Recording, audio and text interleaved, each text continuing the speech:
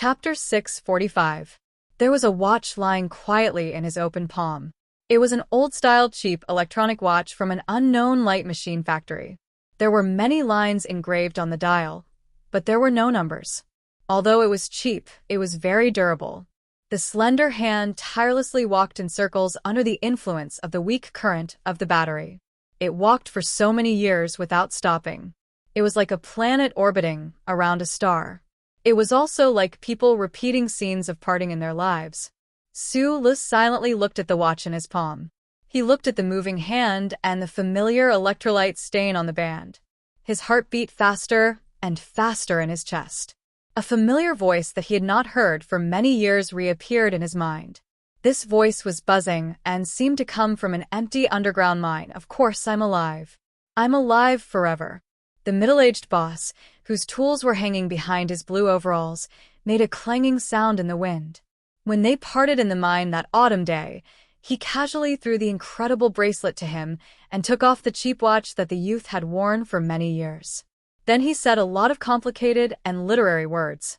Su had forgotten those words, but the one that left the deepest impression on him was this declaration that seemed sad at the time, but now it was arrogant and flirtatious.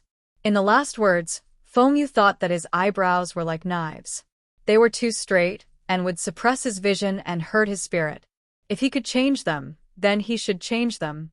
A few years later, Su was once again an orphan crying in sorrow. His pair of knife-like eyebrows were shaved sparsely because of his disguise, but the real him in the depths of his soul was still as straight as knives and had never changed. Looking at the watch in his palm, his expression was very strange.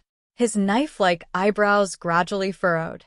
They were furrowed so tightly that he felt a burst of pain between his eyebrows. "Give me back the watch." Chi Dabing noticed his strange expression. He looked at the watch and shouted anxiously. Sula still did not pay attention to him. He turned around and walked in with an expressionless face. "Who is Chi Dabing? Why do you value him so much? If I want to find his teacher, how should I find him? And how much do you know about this watch?" The old man behind the table raised his head in confusion. When he saw the watch in Su Li's hand, he tilted his head slightly, as if he was thinking about something in the past. For some reason, the age spots on his face became clearer under the dim light. "Isn't this the soldier's most precious watch? Why is it in your hands?" As for his identity, well, there's nothing special about it. He just has a very faint royal bloodline, which the entire organization knows. The cold wind blew in the spacious conference room, and the heat outside the window could not enter at all.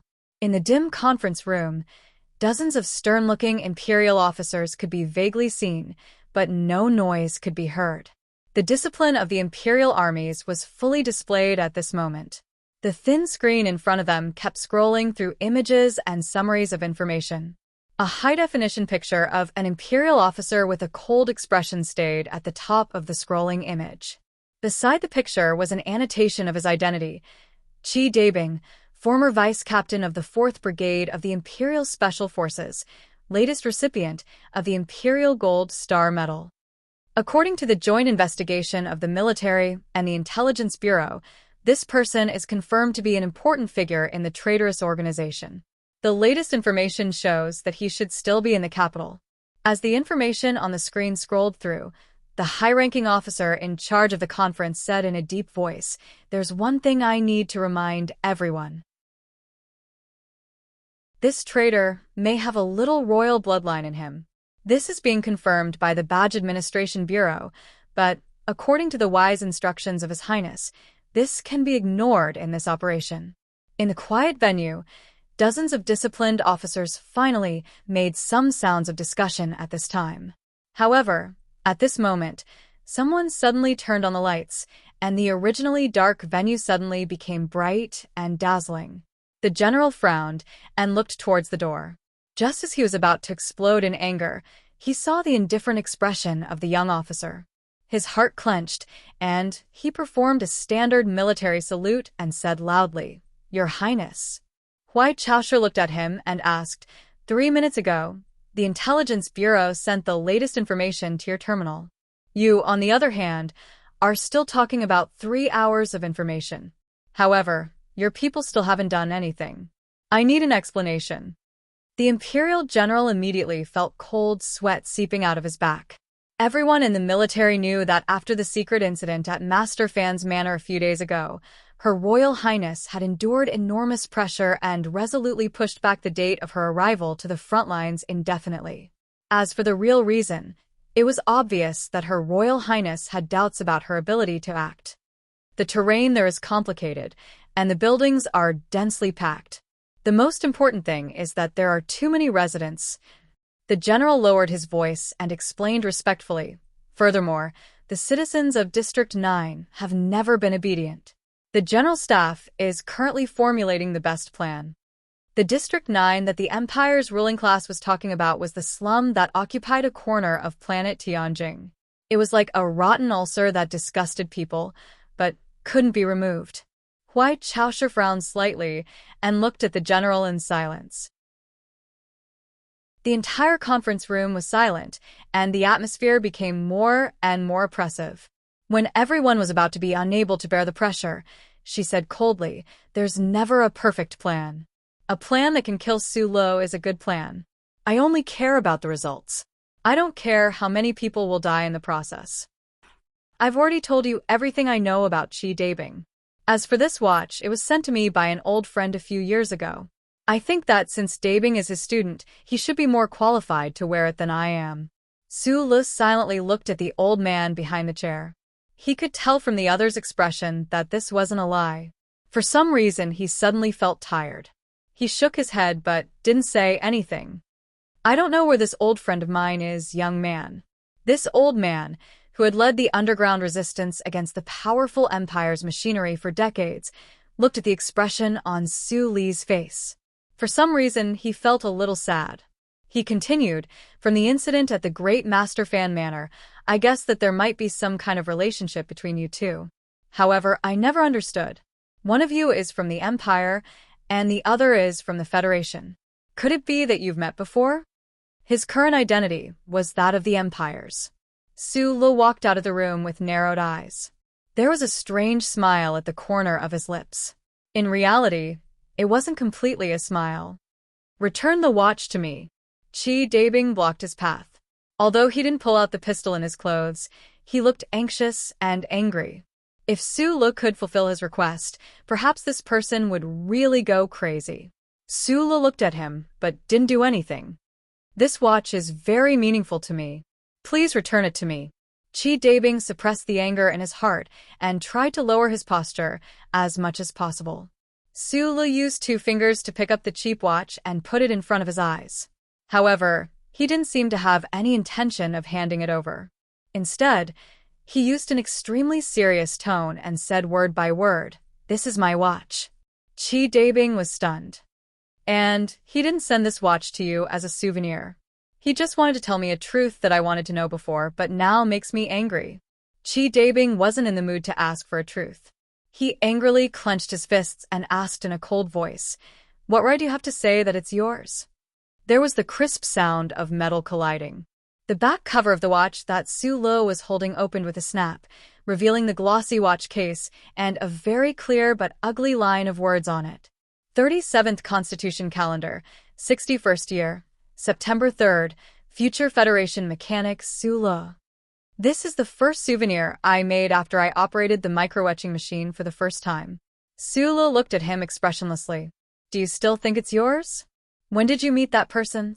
Su Lo looked down at the watch and asked calmly. 6 years old, Qi Dabing replied coldly. "When I was 6 years old, he stayed in my house for a month. No wonder I felt that your close combat skills were a bit strange in the underground sewers."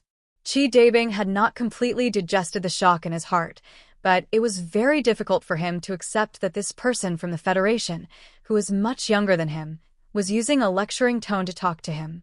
He said mockingly, "Looks like you're very interested in this. You want to learn? Beg me. Maybe I'll be willing to teach you a move or two when I'm in a good mood." Su Lo looked at him with that strange smile. After a long silence, he said mockingly, "No, I just want to remind you that you learned it wrong. The person who taught you clearly didn't put much effort into it. Perhaps he saw that you have royal blood and wanted to see if he could stimulate the Jinchi in your body. But obviously, you don't have that kind of luck. Only 1 month, but I have 4 years. Su Lu raised his head and narrowed his eyes. His mood suddenly became a bit better. A moment later, he immediately felt that this kind of happiness was really very childish. For an orphan who had lost his family at a young age, the man he called boss was actually not only his teacher. In a certain sense, he had also replaced the role of a father. Although that man could only play the role of an extremely incompetent father who liked to visit prostitutes every day and didn't even know how to cook. It was because of this kind of relationship that when the emperor of the empire thought that he was his son, and the great teacher said that he was his father, Su Lu didn't feel any displeasure in his heart. Instead, he felt somewhat proud and complacent. The most wanted criminal of the Federation, cuckolded the emperor of the empire, gave birth to such a perfect daughter like Jian Shuer, and had thousands of incarnations. His entire theory was enough to guide the guerrillas of Green Dragon Mountain. After his death, he was still able to make countless young students of the Federation worship him like a god. With his own strength, he had fought against the glory of the Charter for countless years. Such a powerful person had lived together with him for so many years and had such a close and irreplaceable relationship. It was really something to be proud of. He had always thought that he was the only student of the uncle, so when he discovered that there was still a person like Qi Dabing in the empire, his disgust, depression, and rebellious feelings suddenly surged. He subconsciously wanted to beat him into oblivion. After putting the watch back into his pocket, he didn't pay attention to the strange and angry expression of Qi Dabing behind him. He walked out of the building alone and stood by the railing alone. He looked at the gradually darkening night in front of him and didn't say anything for a long time. At this moment, his mood was very complicated. He knew that bastard should still be alive, so he naturally felt relieved. He also knew that the bastard had taken in a disciple before. Although it was very obvious that he had taken in a random disciple, he still felt very unhappy. With his palm on the railing, Yi Feng narrowed his eyes. Countless emotions converged into a sincere sentence, and he softly said from his thin lips, "Fuck you, uncle." Chapter 646. Some people were alive, but he was already dead. Some people were dead, but he was still alive. When everyone thought he was dead, he showed his face from behind the dark curtain with a cigarette in his mouth and a glass of red wine in his hand. He told the world in a flirtatious yet indifferent manner that he was still alive and would live forever. Other than that, the reason why Su Li's mood was very complicated was that he was surprised to find that after that bastard faked his death or left, there were still many people in this universe who missed him. Those people were confused by his halo and became hot-headed, and their eyes were fixed on him.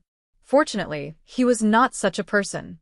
He curled his lips into a smile, so he did not scream and rush into the slums of the Imperium and ask around for news with his watch until he burst into tears. Instead, he calmly put the watch into his pocket, shrugged like Lan Xiaolong, put his hands on the railing, and cursed at the hot and smelly night wind of District 9 with an inexplicable bad feeling. When he cursed, his pupils shrank, and his hands on the railing suddenly tightened. On the street outside the repair shop, an extremely expensive car was roaring at high speed. It seemed that the driver heard him greeting someone's mother. He was so shocked that he lost control of the car and slammed into the hard tree trunk outside the gate, making a loud noise. The hard tree snapped, and the front of the expensive car was severely damaged. The resistance fighters disguised as repair shop workers quickly rushed out of the shop and struggled to pull the deformed alloy door. A furious roar sounded in the car. Mu En covered his forehead and face with blood. At this time, he did not care that the expensive fur coat on his body had been torn to pieces. He anxiously and violently waved his arms and said something loudly. Su Lu narrowed his eyes and felt that some kind of danger was approaching the repair shop.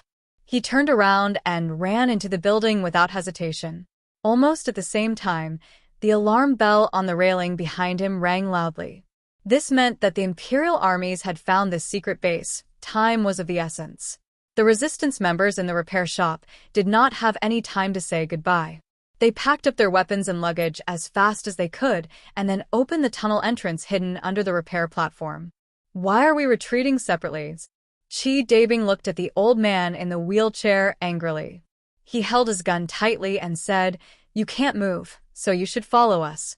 Because we're all very important, so I have to be prepared for the worst. If the Empire catches you, this old man might be able to slip away." The age spots on Leader Voss's face were very bright under the dim light of the tunnel. He looked at his subordinates gently and said, "The Empire has never caught me, and it won't this time either.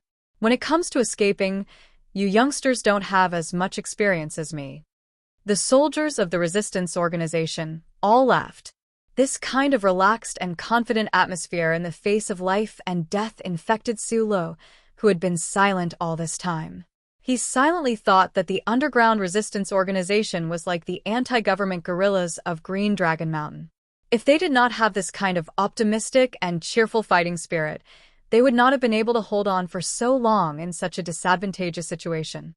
"Goodbye," he said sincerely as he looked at the old man in the wheelchair. "We will meet again." The old man nodded with a smile. "Don't worry. The base is often found by those foxes from the Intelligence Bureau. We move around often, so we are very experienced. Don't worry about Mr. Muen. This repair shop is not registered under his name, and I think he should be able to escape faster than us." The one who was speaking was Muen, the most capable person in the gang. He was wearing a gloomy black suit in the gloomy tunnel, and he gave off a sinister feeling from the beginning to the end. But for a group of soldiers who were escaping from the Imperial armies, having such a person as a guide would make them feel a lot calmer. Following the repair shop's tunnel to the west, a group of more than 10 members of the resistance organization surrounded Sulo and did not stop for a moment. Their reaction was very fast, and their speed was also very fast. The Imperial troops who had killed their way into the slums would not be able to keep up with them. An old but still well-sealed iron door fell heavily behind them, isolating them from the sound and air. The fugitives, whose foreheads were already starting to sweat, finally felt a sense of relief. Muen's capable subordinate pulled open his collar and took a few quick breaths. Then, he took out a cigarette and distributed it to the crowd. He chuckled and said, "Let's leave this place. We are already safe. We use a different ventilation system here, and the electronic smell detector that the army brought cannot detect us. So, comrades, relax and smoke." The relaxation after the tense run made everyone in a good mood. Several old soldiers of the resistance organization stepped on the dirty water and smoked while humming a song in a low voice. Chi Dabing, who had been gloomy all this time, finally relaxed a little. The Empire's cigarettes taste pretty good. Sula thought with a smile as he looked at the smoke rising from his fingers and drifting behind him. Listening to the interesting little song that was repeated in the Empire's mouth, he couldn't help but purse his lips, wanting to hum a few lines along. However, the moment his lips parted, a violent vibration came from the ground, violently pushing everyone to the ground and into the dirty water. The well-trained resistance organization soldiers did not panic. They struggled to get up, quickly picked up their guns, and began to set up a defense. At the same time, the technicians began to monitor what had happened. The resistance fighter with a round face looked at the Bonner watch on his wristwatch in shock. With a trembling voice, he said, "An explosion too. 4 kilometers to the southeast. It's so strong when it reached us. How many bombs did the Imperial Thief Army use this time?" There was silence in the dark underground tunnel. Chi Dabing had a portable workbench on his knee. The faint light made his face look particularly pale. He looked at the remote monitoring screen on the workbench, and sadness appeared on his face. A missile with an unconventional yield flew from beyond the clouds and accurately hit the southern part of the repair factory building. The violent explosion instantly destroyed all the buildings on the ground of the repair factory, and the powerful shockwave turned the courtyard walls into countless jagged cement blocks. The terrifying temperature coldly turned most of the resistance soldiers into charcoal. Thick black smoke rose from the ruins and slowly drifted into the sky. It entered the eyes of countless confused people in the slums and then gradually dispersed, covering the warm and free sun in the sky. The underground tunnel deep in the ruins of the repair factory was directly overturned by this terrifying explosion. It was exposed to the air filled with a burnt smell. Many corpses of the resistance organization soldiers were lying there. Weak shouts, sporadic gunshots, and dozens of huge wolf fang mechs rushed into the courtyard and cruelly and coldly began the final massacre. Chapter 647. There were still people alive in the rubble and smoke-filled repair shop. The shrill sound of bullets firing rang out, piercing through the black smoke and striking the hard armor of the wolf fang mecha. The sound was muffled and loud, but it could only create a few small sparks, not even leaving a deep mark. In a battle where the difference in power was too great, the scattered firepower of the resistance group looked abnormally pitiful. It was like a despairing insect waiting for death, futilely spitting out a few drops of venom against an elephant that was countless times its own weight, and yet the elephant could not feel it at all. That wolf fang mecha abruptly stopped its heavy mechanical legs, the gun on its left mechanical arm firing out. The terrifying firepower instantly blasted that ruined wall into flying shards.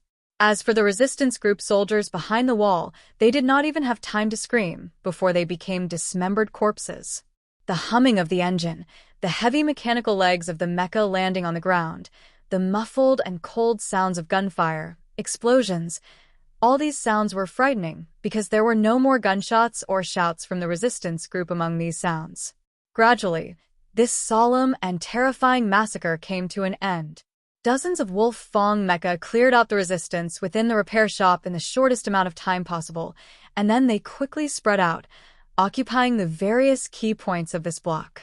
Among them, several of the electronic mecha began to activate their high-powered surveillance equipment, attempting to find the direction of those complicated tunnels below the repair shop.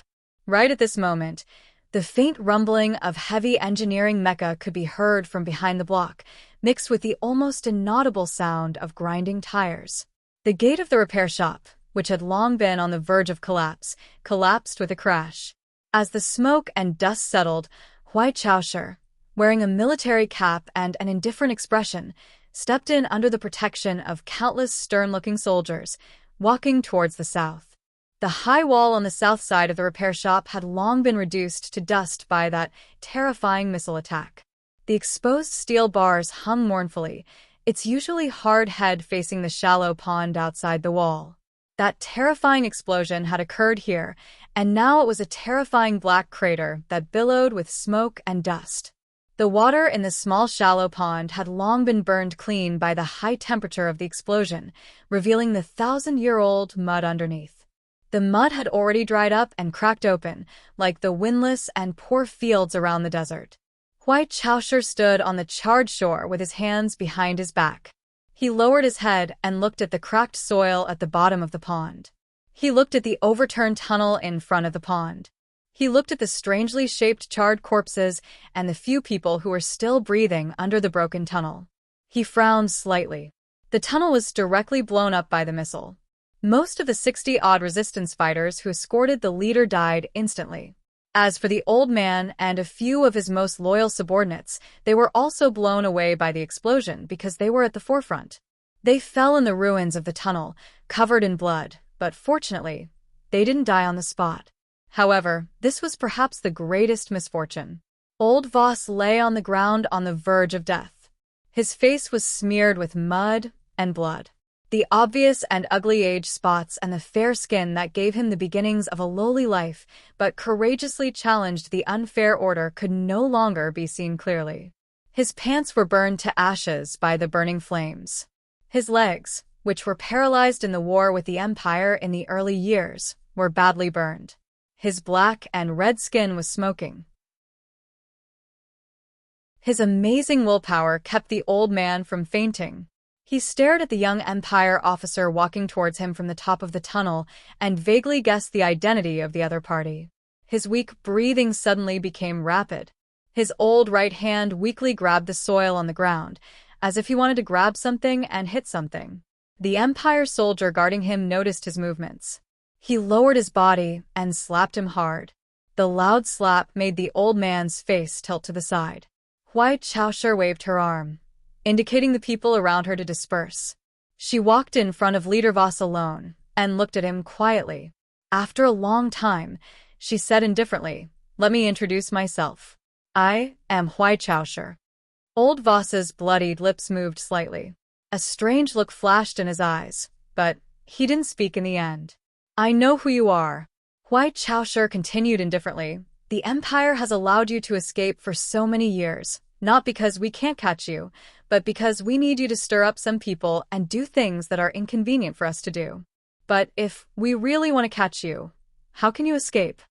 The light in old Voss's eyes gradually faded. He knew that this princess didn't need to lie to him before he died.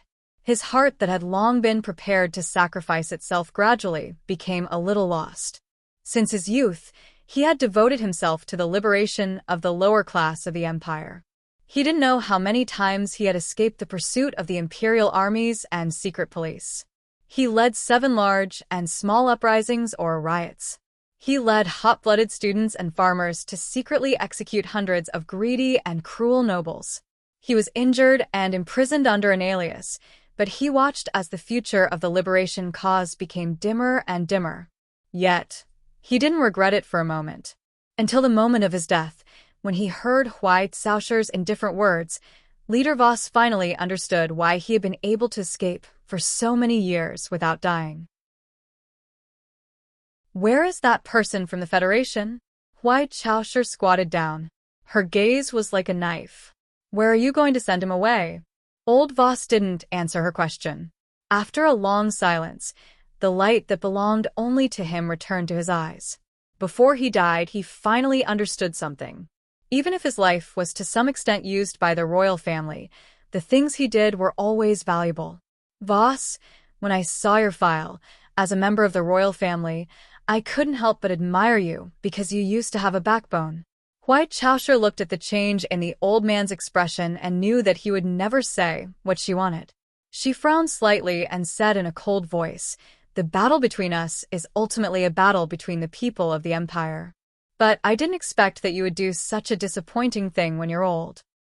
Colluding with the people of the Empire, betraying the interests of your own people, and for your own political ideas, you didn't hesitate to commit treason. Don't you feel ashamed?" Huai Chaoshi's anger was very real. Leader Voss, who was lying on the ground, looked at the high and distant sky indifferently. He seemed to be thinking about how to answer the princess's anger, but also seemed to be thinking about whether his decision to cooperate with the Federation was right or wrong. After a long time, old Voss turned his head with difficulty and looked at Huai Chaoshi. His turbid eyes revealed a trace of determination and mockery. He said in a hoarse voice, "Betray the country? This is your country, never the country of lowly people like us. Your Highness, can you find a reason for lowly people like us to love this country? But after all, you are all people of the Empire. You were born here and grew up here. Is this the reason why maggots must love a cesspool?" The old man breathed rapidly. His eyes gradually became hollow, and his hands weakly scratched the scorched earth beside him. He looked at Huai Chaoshi and said, "What I want to do in this life is not to prove that I am great, but to take back what we have lost. I don't want to continue living in a cesspool. Gods belong to gods. His Majesty belongs to His Majesty. What belongs to lowly people like us? Dear Your Highness, if you are willing to return the power that belongs to us, you will definitely find that our determination to resist the invasion of the Federation is stronger than you think. The words of cowardly traitors are always so beautiful." Huai Chaoshi looked at the leader of the resistance organization under her feet, indifferently made a final mocking comment, and then turned around and left. The soldiers of the resistance organization habitually called the military officials loyal to the royal family as imperial traitors, and they themselves were called traitors. From today onwards, there would be one more crime on the wanted list: treason. Old Voss had led the resistance organization for decades, and at the last moment, he made a shocking decision to cooperate with the invaders of the Federation. Although he had temporarily obtained the approval of most of the members of the organization due to his supreme authority, The crime of being a traitor, the crime of being the precursor of an invader, would follow him and his organization forever and ever. Was this really the right thing to do? Was it really worth it? The old man couldn't answer this question. The spiraling gunshots from the bottom of the dry pond ended his life full of fighting spirit, and also left this question to the successor of the resistance organization and the soldiers with complicated feelings. The soldiers who were desperately running in the tunnel naturally couldn't hear the gunshots. But from the images of the large explosion transmitted from the remote monitoring, as well as the fire, black smoke, and scattered limbs, they had long guessed the worst outcome in their hearts. That old man who was like a loving father, no, really like a loving father who had led them and even their fathers to fight for decades, should have already dedicated his life to the cause of the liberation of the people. The soldiers glanced at Chi Dabing with stiff bodies, silently making painful inquiries. Chi Dabing, who glanced at the screen from the corner of his eyes from time to time, had long become numb from the pain and sorrow in the depths of his heart, and didn't have any reaction. Therefore, the people who were running for their lives did not stop. The dense sound of footsteps continued in the dark tunnel. No one spoke, and no one cried out crazily or turned around to try and save something. Everyone continued to run on their own, silently running. There seemed to be no end to the dark underground tunnel, and there seemed to be no end to the running as well. The terrifying Empire's military mechs on the ground were stepping heavily on the ground. After a long time, someone in the fleeing crowd finally couldn't help but start crying. Su Lo, who had been silent from beginning to end, had a heavy heart. Thinking about how the leader of the resistance organization, who didn't have much emotion, had died just like that, he couldn't help but think of the words that the great teacher had said that night. Everyone has their own historical mission. Then what was his own historical mission? He rubbed his eyebrows that were growing back and thus appeared even harder than before. He took a sip of water from the soldier beside him, and then, somewhat stunned, he took a cold handgun. Chi Dabing lowered his head and said, "If we all die, you have to make sure you can go back alive." Chapter 648. To the rulers of the Empire, the exploited, damaged, and humiliated lower-class people were the source of their dignity, wealth, and power. Just as Elder Worth had said, they could not give up the foundation of this ruling structure. Thus, the sober rulers would sooner or later discover a law of history, or rather a law of physics related to the spring. The resentment and desire for a better life in the lowly people, who occupied a large portion of the population, would inevitably develop into a fierce resistance. Since this was a law of history that could not be violated, they could only accept it and think of a way to control this fluctuation within a certain range. This could release the accumulated energy of the spring after it was compressed, but also prevent the release process from being too violent and directly shattering the golden hands that were pressing the spring. Resistance and suppression were always bloody and cruel. The Empire's royal family was unwilling to see flowers of black blood bloom everywhere in the vast territory. An unorganized resistance might seem weak, but in the countless galaxies, it would cause the military and officials to be distracted and exhausted. Furthermore, the Empire's royal family seemed to need these lowly soldiers who dared to charge at warships with crude weapons to wear down the arrogant and disobedient remote nobles. Thus, a mature and powerful resistance organization not only became the final victory against the lowly people, but also the royal family of the Empire needed to maintain their rule. Since many years ago, the master of Tianjing Planet's imperial palace and his powerful and iron-blooded army began to allow some of the highly respected rebel leaders, especially the moderate leaders, to grow freely in the country. They silently observed and even secretly helped them to form disciplined groups. When the nobles of the remote galaxies trembled in front of the rebels, the Emperor's royal troops descended from the sky like saviors to save them from danger. When the rebel army grew larger and gradually became a mighty force, the Emperor coldly used the most iron-blooded generals and soldiers, not hesitating to slaughter an entire city and piling up hundreds of thousands of people to suppress this momentum. When the rebels fell into a low tide, His Majesty gently announced a benevolent policy, reprimanded the illegal actions of the nobles everywhere, and killed a few thin and weak chickens. Wrapped in the holy light, he won over the hearts of the untouchables. The generals and soldiers who had carried out bloody killings naturally became shameless sheep who deceived His Majesty. When the resistance group was forced to enter the city and gradually expand their influence at the bottom of society, they would truly threaten the rule of the royal family. Or it could be said that the owner of the palace was no longer willing to feed the resistance group and wanted to change to a group of opponents who were less threatening and more incompetent.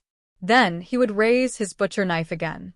It was unknown who came up with such a seemingly whimsical and difficult-to-implement policy, but in fact, it was extremely vicious and shameless. In the 700 years of the White Hibiscus dynasty, countless resistance groups were born along with the tide of history, growing stronger and then being destroyed. Countless people who had automatically entered the most resolute resistance were turned into ashes in this boring and tragic process. All the difference was just the name of the resistance group. This process was like a greedy farmer who had planted thousands of acres of land and was faced with a prairie full of weeds. He had no way to get rid of all the weeds in the field. He would rather have an alien with thoughts, wisdom, and precise purpose appear among the weeds, attracting and leading the weeds in the rest of the fields to gather all their strength and grow lush until they surrounded the farmer's own home. At that time, a lawn-mower or a fire would be enough. In the long river of history, there would always be many accidents. For the rulers of the White Hibiscus dynasty, this great purpose that had been set since the beginning of the dynasty had entered a situation where they had lost control many times. The angry and powerful resistance groups had almost succeeded in overthrowing the decaying empire several times. However, the successive owners of the palace still insisted on this policy until today. The latest harvest was a relatively long process. It probably started when the previous emperor was assassinated by Li Pifu and the new emperor succeeded the throne. After that, Duke Cardin brandished his butcher knife and rampaged through the universe. After that, it was the recent story that happened in the slums. Tens of thousands of imperial soldiers and secret police rushed into the 9th district at the southwest border of the capital city.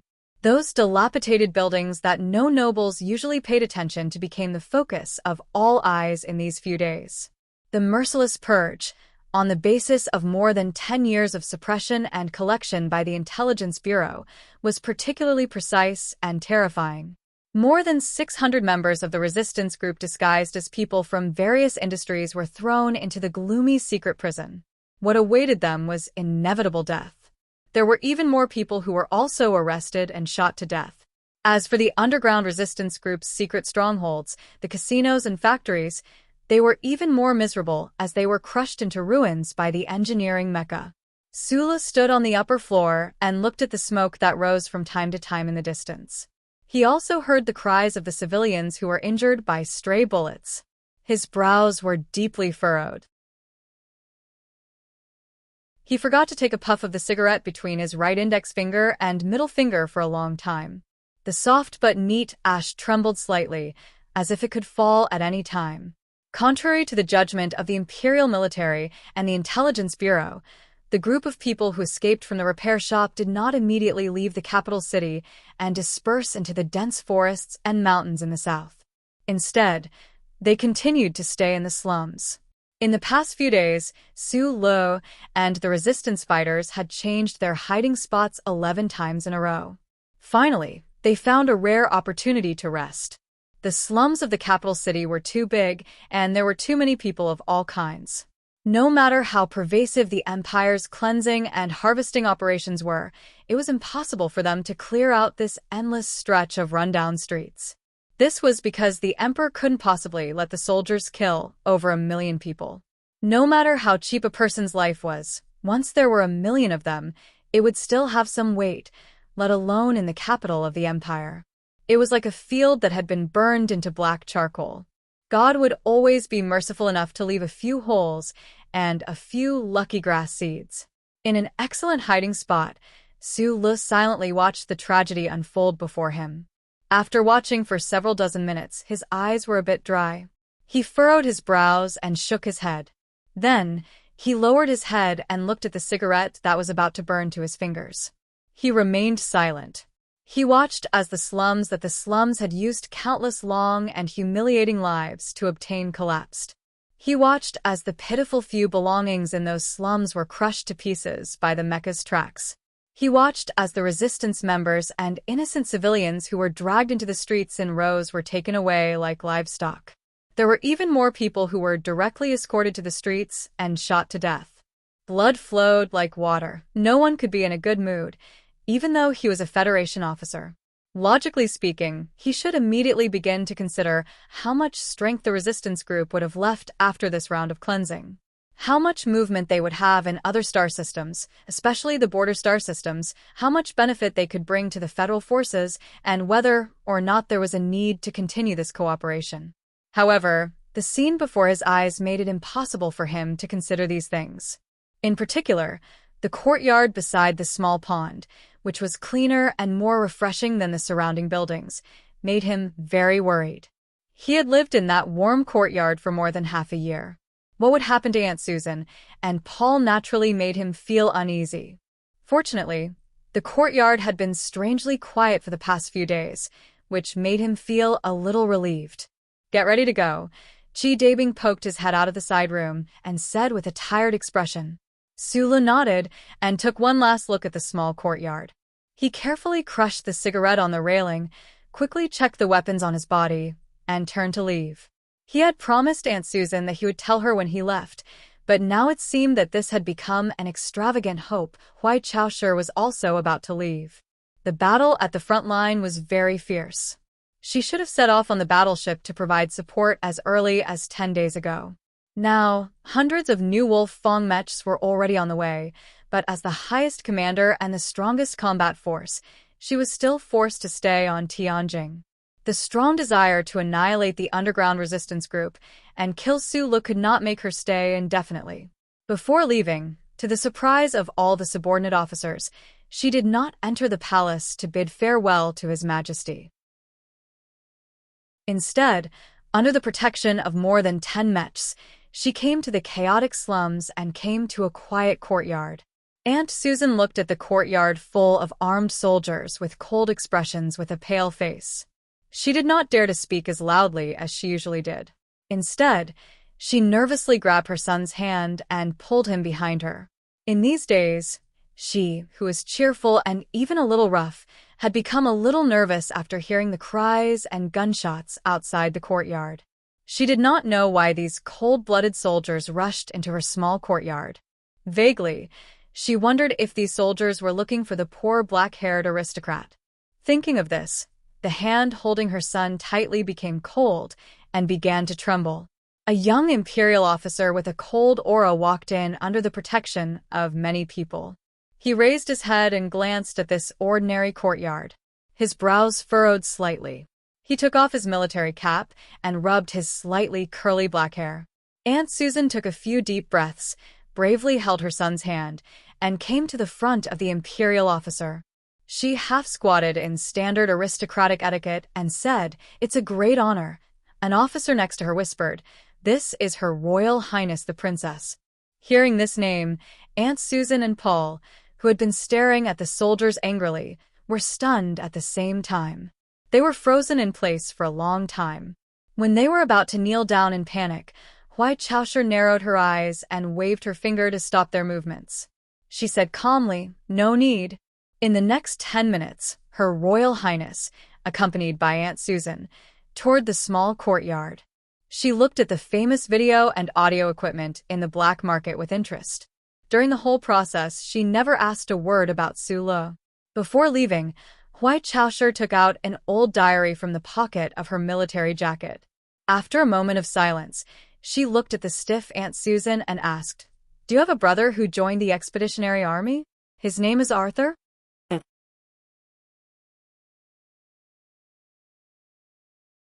Chapter 649. It was a rough tan calfskin jacket, and the inner page was made of plant fiber paper. It was a diary. This diary followed the once young, proud, determined, and gentle imperial officer through a 7-year interstellar journey.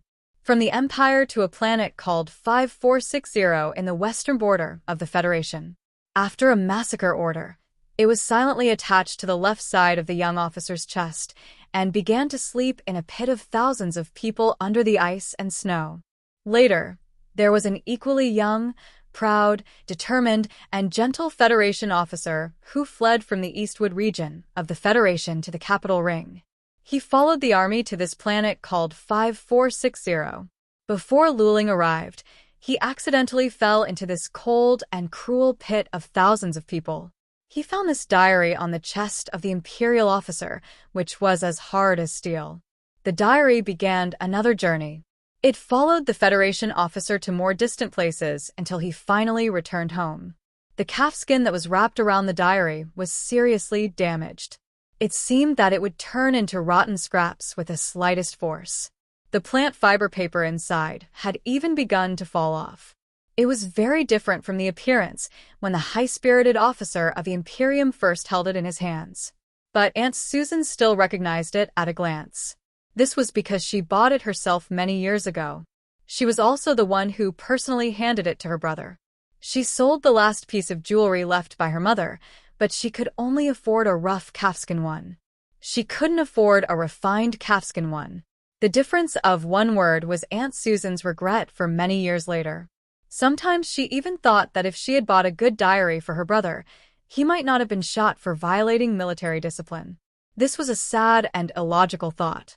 However, for an isolated and helpless sinful lady who struggled to survive in the slums, she could only blame herself in this way and miss her family. Aunt Susan took the old diary with trembling hands. She couldn't help but cover her face with her right hand. Her calloused fingers rubbed hard on her chubby and weather-beaten cheeks, but she couldn't stop the tears from flowing out of her fingers. For many years, the pain and torment of life could not make this lady, who was forced to be cheerful, optimistic, and even irritable, shed a single tear. But today, when she saw the relics left behind by her dead brother, the countless days of grievance and pain seemed to have found a channel to vent, and she cried loudly. Holding the diary in her left hand, she covered her face with her right hand and cried bitterly. At this moment, Susan felt as if she saw her brother with the warmest smile standing in front of her again. Paul looked at his crying mother in shock, holding her weak elbow. He rarely saw such a sad side of his mother. He didn't know what the diary represented. His subconscious impulse to protect his mother made him want to question Hui Chaoshi in front of him. However, thinking of the noble identity of the other party, he didn't dare to say anything in the end.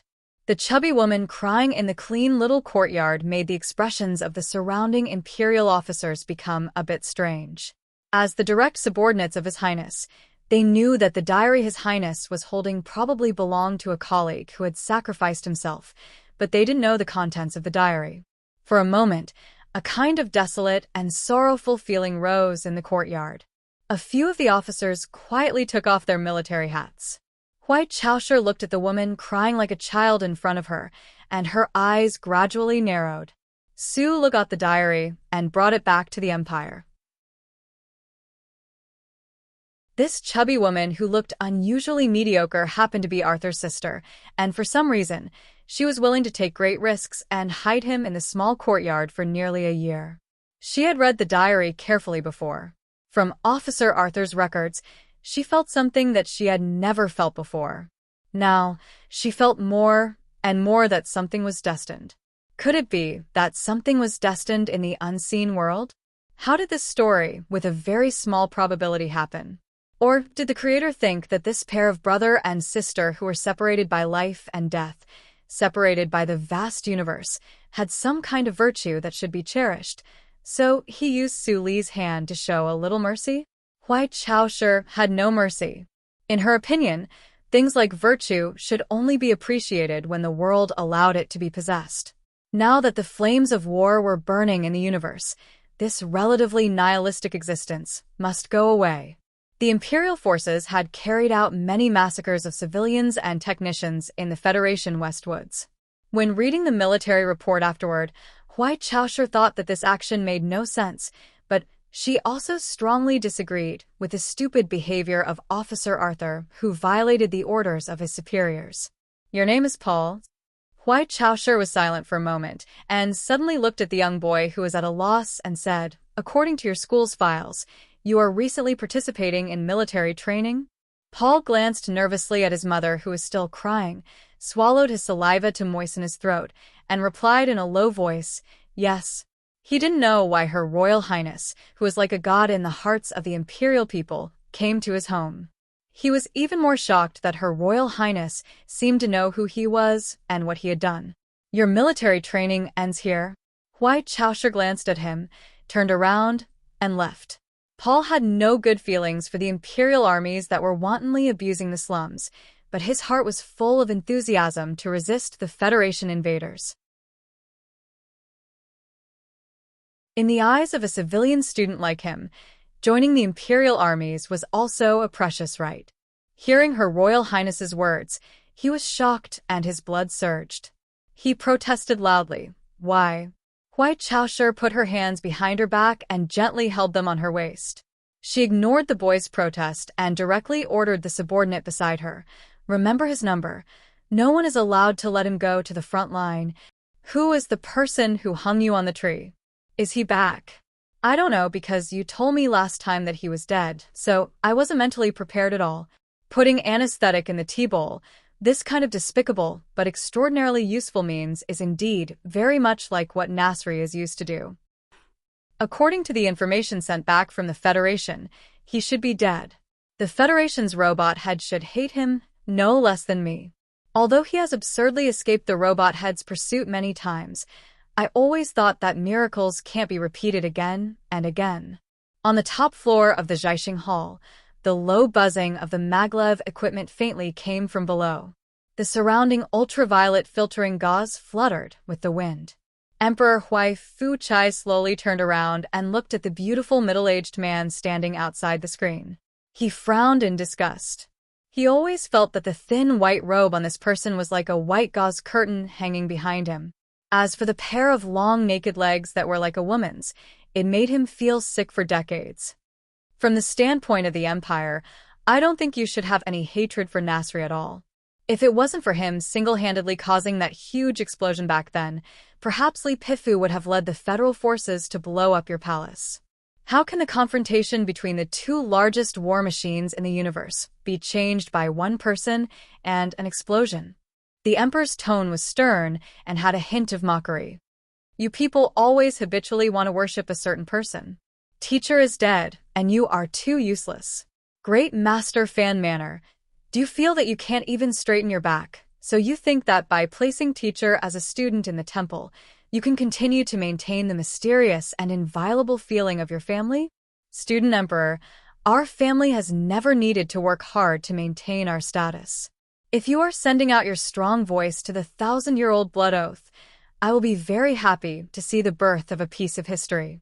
At the same time, I want to see with my own eyes how the Hibiscus dynasty is destroyed." The mockery in the great teacher's words was no less than this man with the most power in the universe. It was unknown what kind of trump card his family had that could make him so relaxed and crazy when facing the Emperor of the Empire. If there is another incident like this... The Emperor narrowed his eyes slightly and looked at him calmly. He said, "I will forget what a blood oath is. At least I can kill you first. As for how many trump cards your Hua family has left behind, and whether this dynasty can continue, when that time comes, perhaps I won't care anymore." The great teacher looked at the Emperor's narrowed eyes and knew that the other party really had the intention to kill. However, his expression was still so casual and charming. With a snap, he lit the cigarette between his lips for a long time.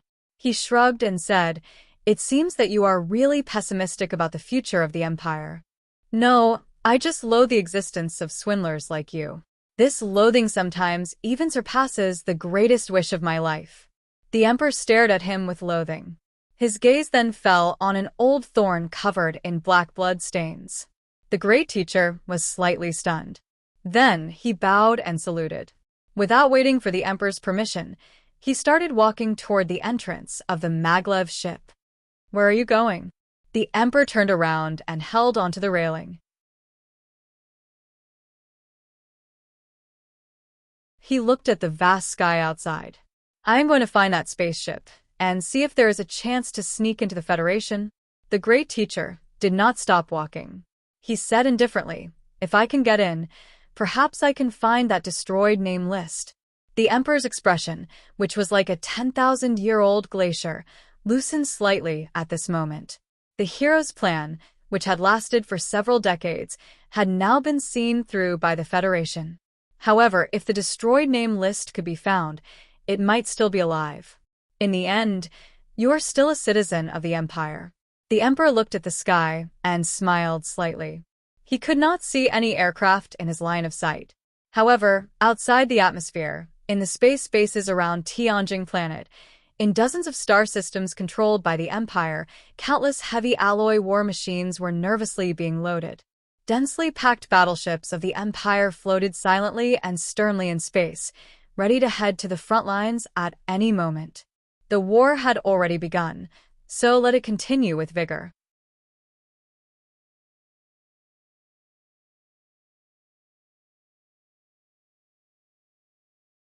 Chapter 650. It was raining heavily. Water droplets the size of pebbles gushed out from the black clouds and hit everything between heaven and earth. They bombarded the yellow sand on the Jama coast with countless deep and shallow holes that looked extremely miserable. The mist was so thick that it covered the usually gentle and beautiful appearance of the peaceful bay. This was the most famous summer resort of the royal family in the southern hemisphere of Enchanting planet. In this stormy early summer day, the soldiers and staff were forced to stay indoors.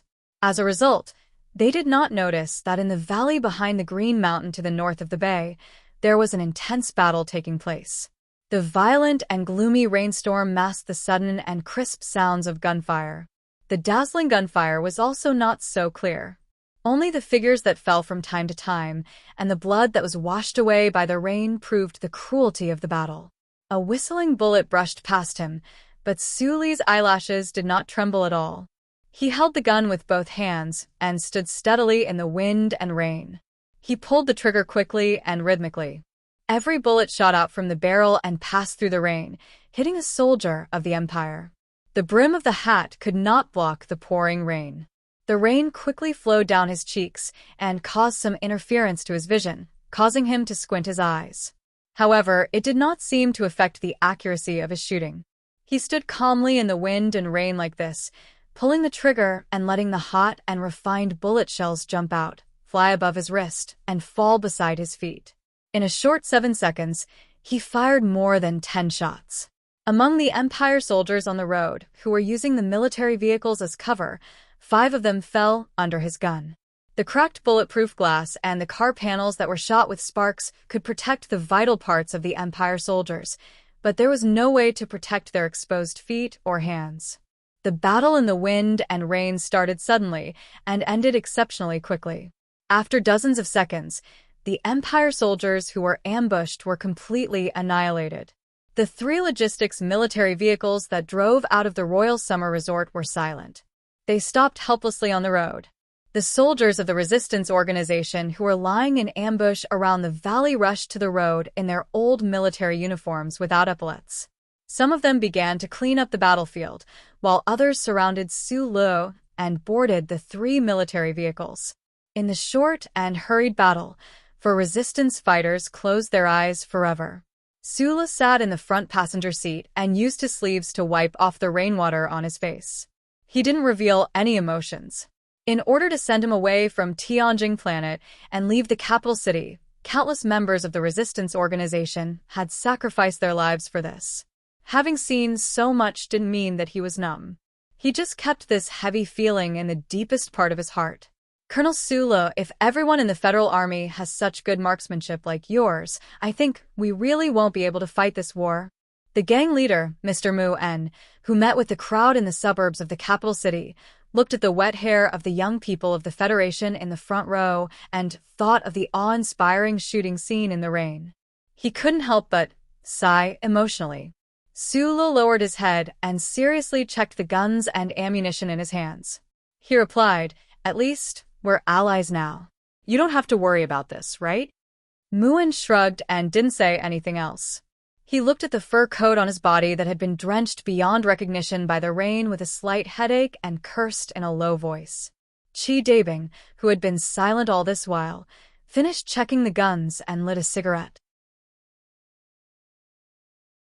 After hesitating for a moment, he gave 2 cigarettes to Su Lo in front and Mu En beside him.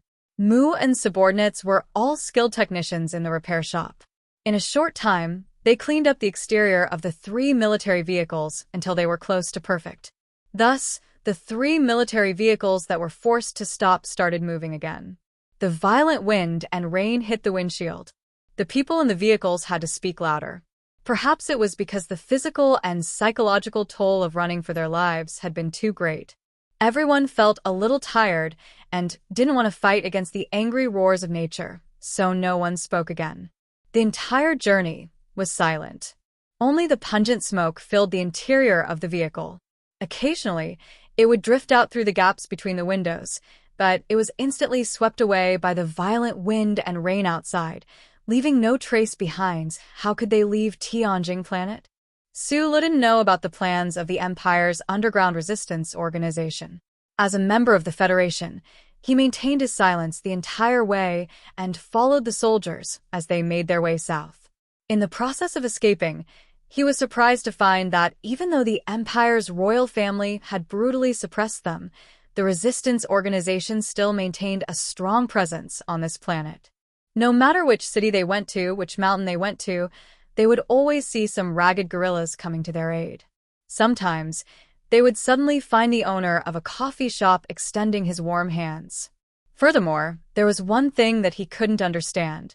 The Imperial armies, who should have been crazily chasing after them, didn't have a grasp of their whereabouts. In the middle of the night, 3 military vehicles drove into a heavily guarded logistics base. Su Lo lowered the brim of his hat and looked at Chi Dabing's cold face as he interacted with the soldiers stationed there. Looking at the electronic customs codes that he had snatched, his eyebrows furrowed slightly. Under the accompaniment of the night rain, the group silently walked into the underground armory south of the logistics base. A few stern-looking Empire officers walked straight toward them and shook hands with Chi Dabing and Mu En. They lowered their hands and said a few words about the launch in the early hours of the morning. At this moment, Su Lo more or less understood the resistance organization's plan. He subconsciously raised his head to look at the sky. His gaze passed through the thick layer of cement and seemed to see a logistics spaceship. At this moment, it was already mounted on a rocket, waiting to be launched amidst the wind and rain. In order to send you away, many people in the slums of the capital have already died. You saw with your own eyes how many of us have died along the way. What you didn't see was that in order to cover our true destination, there have been uprisings and riots in all the cities and counties in the capital over the past few days. Hearing Chi Dabing's cold and extremely pressurizing words, Su Lo finally understood the answer that had puzzled him for a long time. In order to attract the attention of the Empire's military and the Royal Intelligence Bureau and cover their departure from Tianjing planet, the resistance organization had chosen the most inopportune time to spread the flames of rebellion everywhere. Having just suffered a cruel blow, what the resistance organization needed the most now was to recuperate and go underground. However, in order to send Su Lo away, they had made the opposite choice.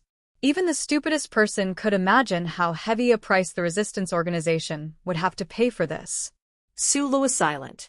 He subconsciously took out a cigarette from the pocket of his military jacket, only to realize that the cigarette inside had long been soaked in the rain. Chi Dabing passed him a cigarette, took out a lighter, but didn't light it immediately. He said in a low voice, "I don't really understand the true relationship between you and my teacher, and I don't really believe in the moral integrity of the people of the Federation. However, since Leader Voss has chosen you, then we will carry on with this matter. Remember, this man from the Empire, who is most likely to become the next leader of the resistance organization, looked into Su Li's eyes and lit the flame with a snap. He said seriously, "Thousands of people have died because of you, and in the future, A very simple action from you could possibly make their deaths worthless. If that day really comes, we won't be able to make you compensate us, but you must remember that those thousands of wronged souls will always be floating behind your head. Su Le took a deep puff of the cigarette. When he took the cigarette out, the filter tip stuck to the corner of his lips, causing him to frown slightly in pain. After a moment of silence, he gently pursed his lips. He didn't make any verbal promises and only nodded slightly. Actually, after observing you along the way, I feel that you are still trustworthy. Chi Dabing seemed to be very satisfied with Su Le's performance. After pausing for a moment, he took out a chip and handed it to Su Le. This is a gift from Mr. to the people of the Federation. What is it? Su Le asked. It should be a piece of information related to the people of the Federation, Chi Dabing said. Chi Dabing said, Sir said that you might use it or throw it away, but it has nothing to do with us. Su Le was silent for a moment and suddenly thought of something. He looked at Chi Dabing and said, There's something that I need your help with. The people of the Federation definitely think that I've died a long time ago. I've been worried that some messy things will happen because of this. Therefore, I hope that you can use your own channels to inform the troops over there that I'm still alive. What messy things? Chi Dabing said mockingly. Widows remarrying because of a misunderstanding? I'm not married yet. Su Le smiled bitterly and replied, But if those ladies think that I'm dead and randomly remarry, it'll really make me feel so depressed that I'll vomit blood. Chi Dabing was stunned for a moment. Then, the two of them looked at each other and couldn't help but laugh. Their laughter reverberated in the spacious underground armory like a rolling snowball, becoming louder and louder, completely covering up the faint sounds of the wind and rain. A few hours later, in the darkness of dawn, accompanied by the deafening sound of engines, a military transport spaceship that was urgently in need of military equipment at the front lines rode on a rocket and left a nameless logistics and equipment base on Tianjing, flying toward the dark universe. The high-temperature flames at the bottom of the engine sizzled as they burned the rain that filled the sky. A stretch of slightly hot white steam rose from the launch base. Amidst the quiet green hills, Chi Dabing looked at the eye-catching ray of light in the night sky and thought of the young man from the Federation. After a long silence, he shook his head and coughed a few times.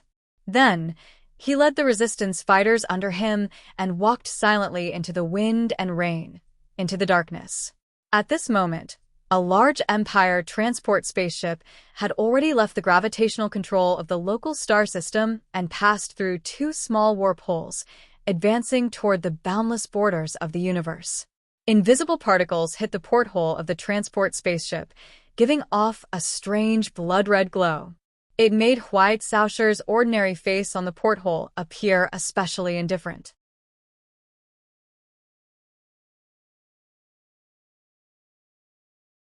Chapter 651. Just now, I did a little test and found that I was trapped in the fourth level, a world where there is still endless work to be done while jumping through time and space. So I cried. The next chapter will be around 3:00. The universe is a big stage, on which countless great, humble, heroic, cowardly, beautiful, and ugly characters take turns to appear, affectionately acting, under the illumination of those grotesque lights, acting out scenes of tragicomedy or numbing soap operas of life. But, from another perspective, the universe was actually just a very small stage. There were not many big shots who were qualified to appear on it and stand under the spotlight for hundreds of millions of ordinary people to see. In the autumn of the 71st year of the Federation's constitutional calendar, in the Westwoods border that had just been extinguished for less than a year, accompanied by loud and clear military songs, an overwhelming number of battleships and imposing groups of mechas crossed two giant space tunnels filled with dangerous turbulence and began to burn among the stars within the Empire's territory. On such a historical drama stage filled with the smell of iron and blood, the most eye-catching characters were undoubtedly the men who were full of personal heroism on the battlefield. But in fact, in the hearts of many people, the main character they cared about the most was actually a woman, the Empire's princess who had not appeared for a long time. Correspondingly, The most eye-catching character on the stage on the Federation side should have been Sulu, the civilian hero who had an amazing resume and background and was deeply loved by the Federation's president and the people. But what broke the hearts of the Federation's people was that this war hero, with a pair of charming small eyes, had fallen in the universe long before the war began because of the suffocating pursuit of revenge. At this time, both the Empire and the Federation seemed to have forgotten a person.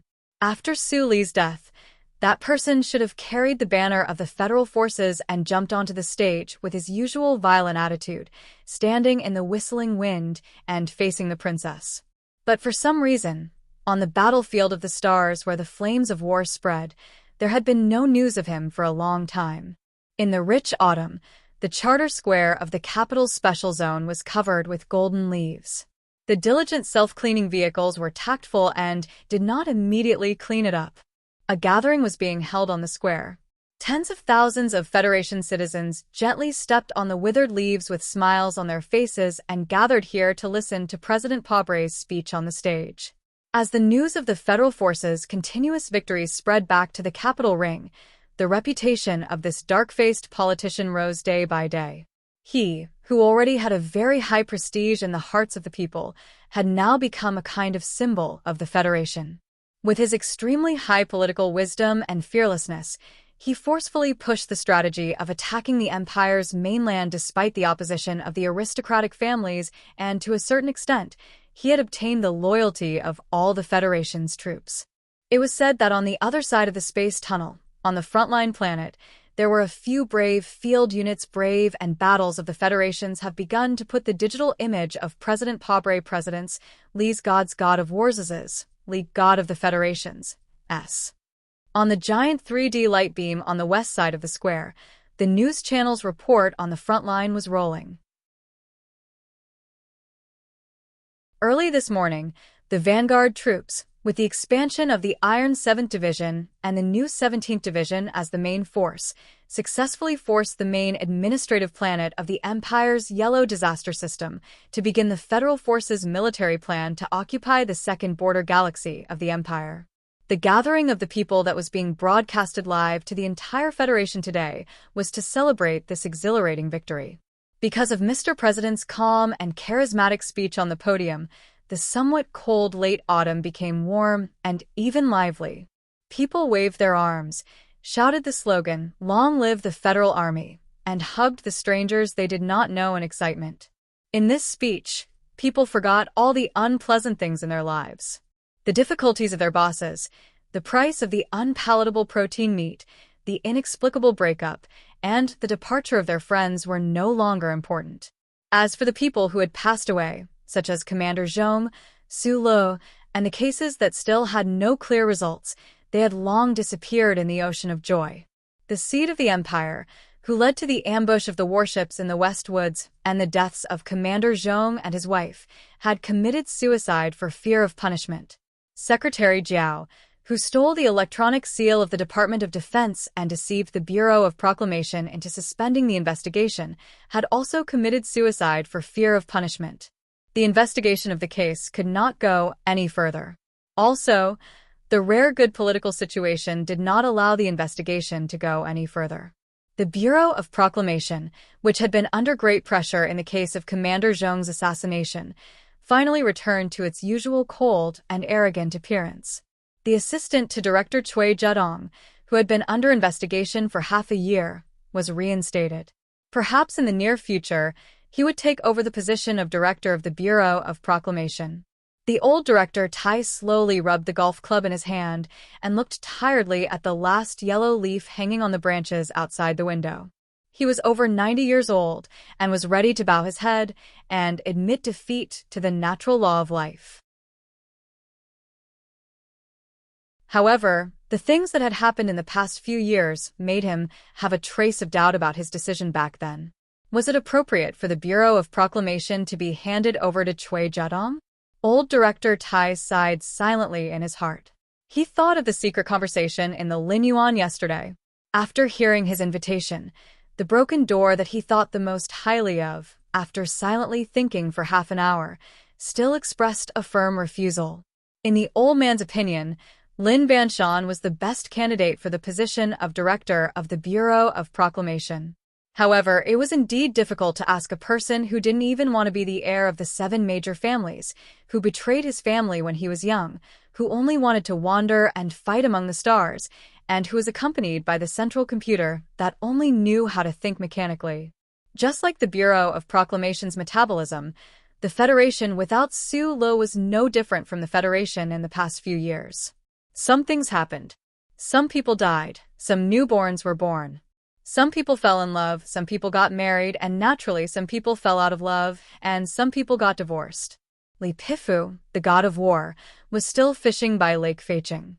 He only showed his old and frightening face at the ceremony where the federal forces vowed to attack the empire.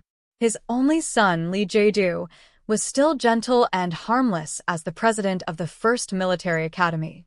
General Miles was still completing the last few years of his term as the chairman of the Joint Chiefs of Staff. He was very eager for the federal forces to bring back the best news before his old teacher left and before he grew old.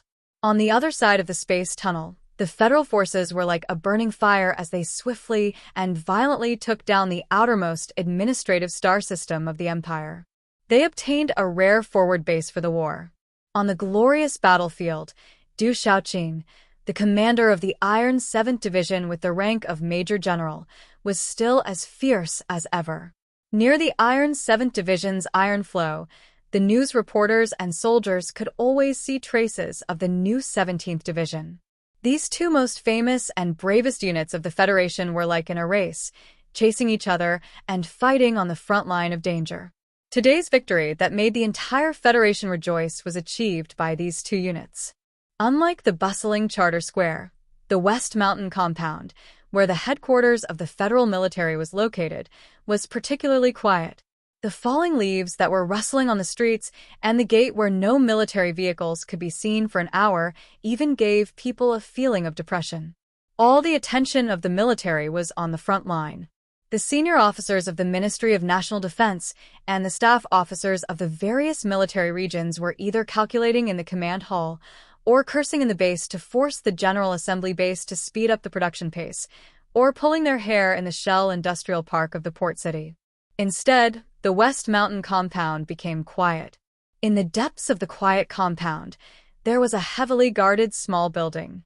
In the past 6 months, medical personnel, wearing white work clothes, came in and out from time to time. The professors and experts of the medical department of the Capital University and the First People's Hospital used to hold meetings and debate all night long. However, today, even the small building became quiet.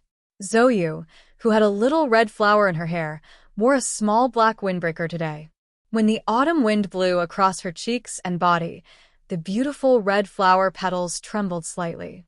The corner of the windbreaker rolled up, revealing the bright red color inside. The iron gate of the small building slowly opened, and a young man wearing a colonel's uniform walked out. His military posture was standard, and his posture was extremely straight. It was as if the electric current stimulation and inhuman pain of the past 6 months did not happen to him. That childishness still existed in the past, but it was exceptionally violent. Now it seemed to have calmed down a lot. Although his eyes were still filled with disdain for the heavens, the earth, and this world, as well as violence that could burst out at any time, that childishness had long since disappeared. Yes, he was now a young man. Zhou walked up and gently hugged him at the bottom of the stone steps. She furrowed her brows and looked at him with strong disapproval. "You really are a lunatic." Li Feng did not say anything. Instead, he smiled happily. He looked at the autumn trees in the courtyard and took in a breath of the slightly cold autumn wind. He felt the smell that he had not felt for a long time and said, "I like this feeling of strength." When the federal forces were fighting a bloody battle on the front lines, when Huai Chaoshi and Su Lo were fighting fiercely on the Empire's Tianjing planet, Li Feng, who had once carried the unlimited hope of the federal military in his early years and who had become famous as a lunatic at a young age, unexpectedly did not appear on the battlefield. "You are already strong enough. Why do you still need to use such a cruel training method?" Zhou looked at him coldly and said, Although the relevant details are strictly confidential, these few times when I came to deliver things to you, I often heard your blood-curdling screams. Why is that?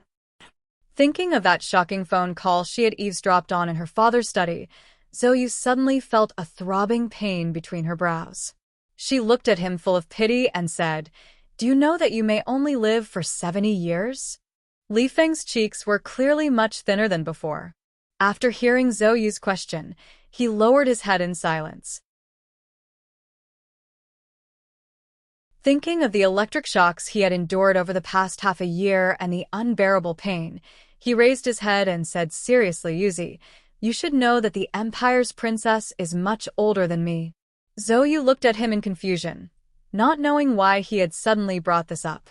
Although many years ago, people seemed to be used to comparing the Federation's Madman Li with the Empire's princess, she passed rank 6 at the age of 16. She is a genius. Madman Li's eyebrows were like knives, and he said with a rare serious and cold voice, "I am also a genius. My speed is about the same as hers. But she is older than me, so she is stronger than me." This was a conclusion that appeared overly simple, but coming from Madman Li's mouth, it gave people a feeling that they had no choice but to believe it. If both sides were geniuses, then the difference in strength between them might be a simple matter of age. Madman Li raised his head to look at the sky and continued, "In the past, my sense of crisis was not that serious, because the Federation still has Su Lub."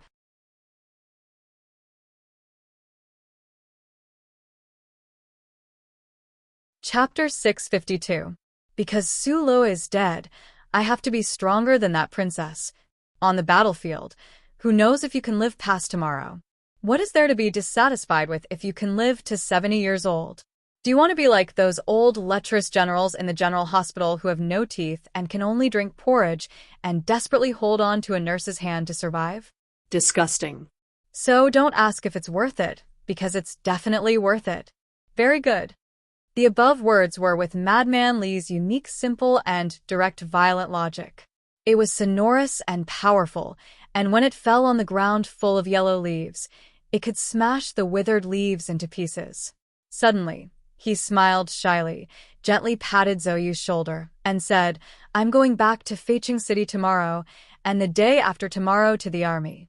Tonight, do you want to have dinner together?" Zhou Yu rubbed her painful shoulder, frowned and looked at him, and said, "Of course, dinner is not a problem, but don't expect anything else." The autumn wind blew, and the yellow leaves moved. There was a long silence outside the small building.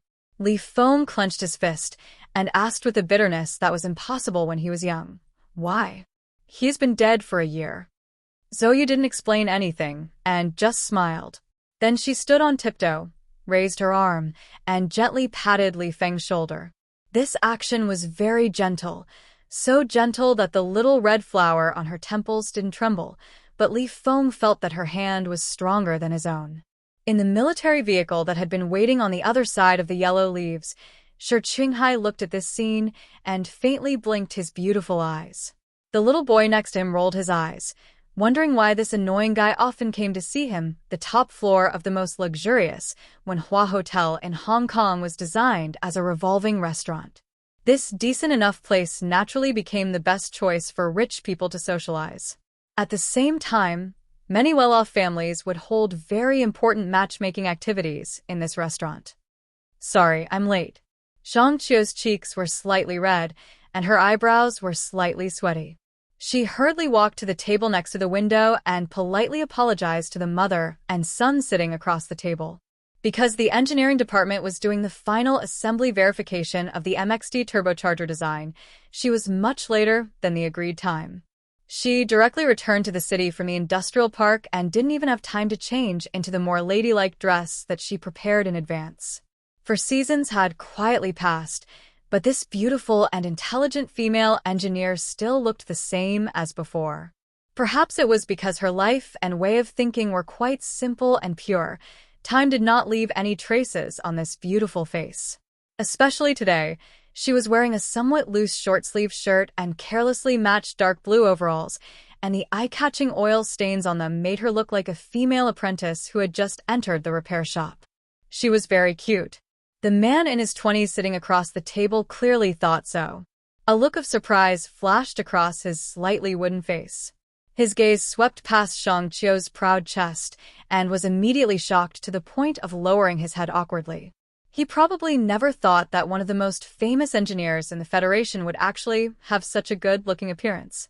But for the lady next to the man, she had booked the entire revolving restaurant and suppressed her temper while waiting for so long, only to see her blind date wearing such clothes.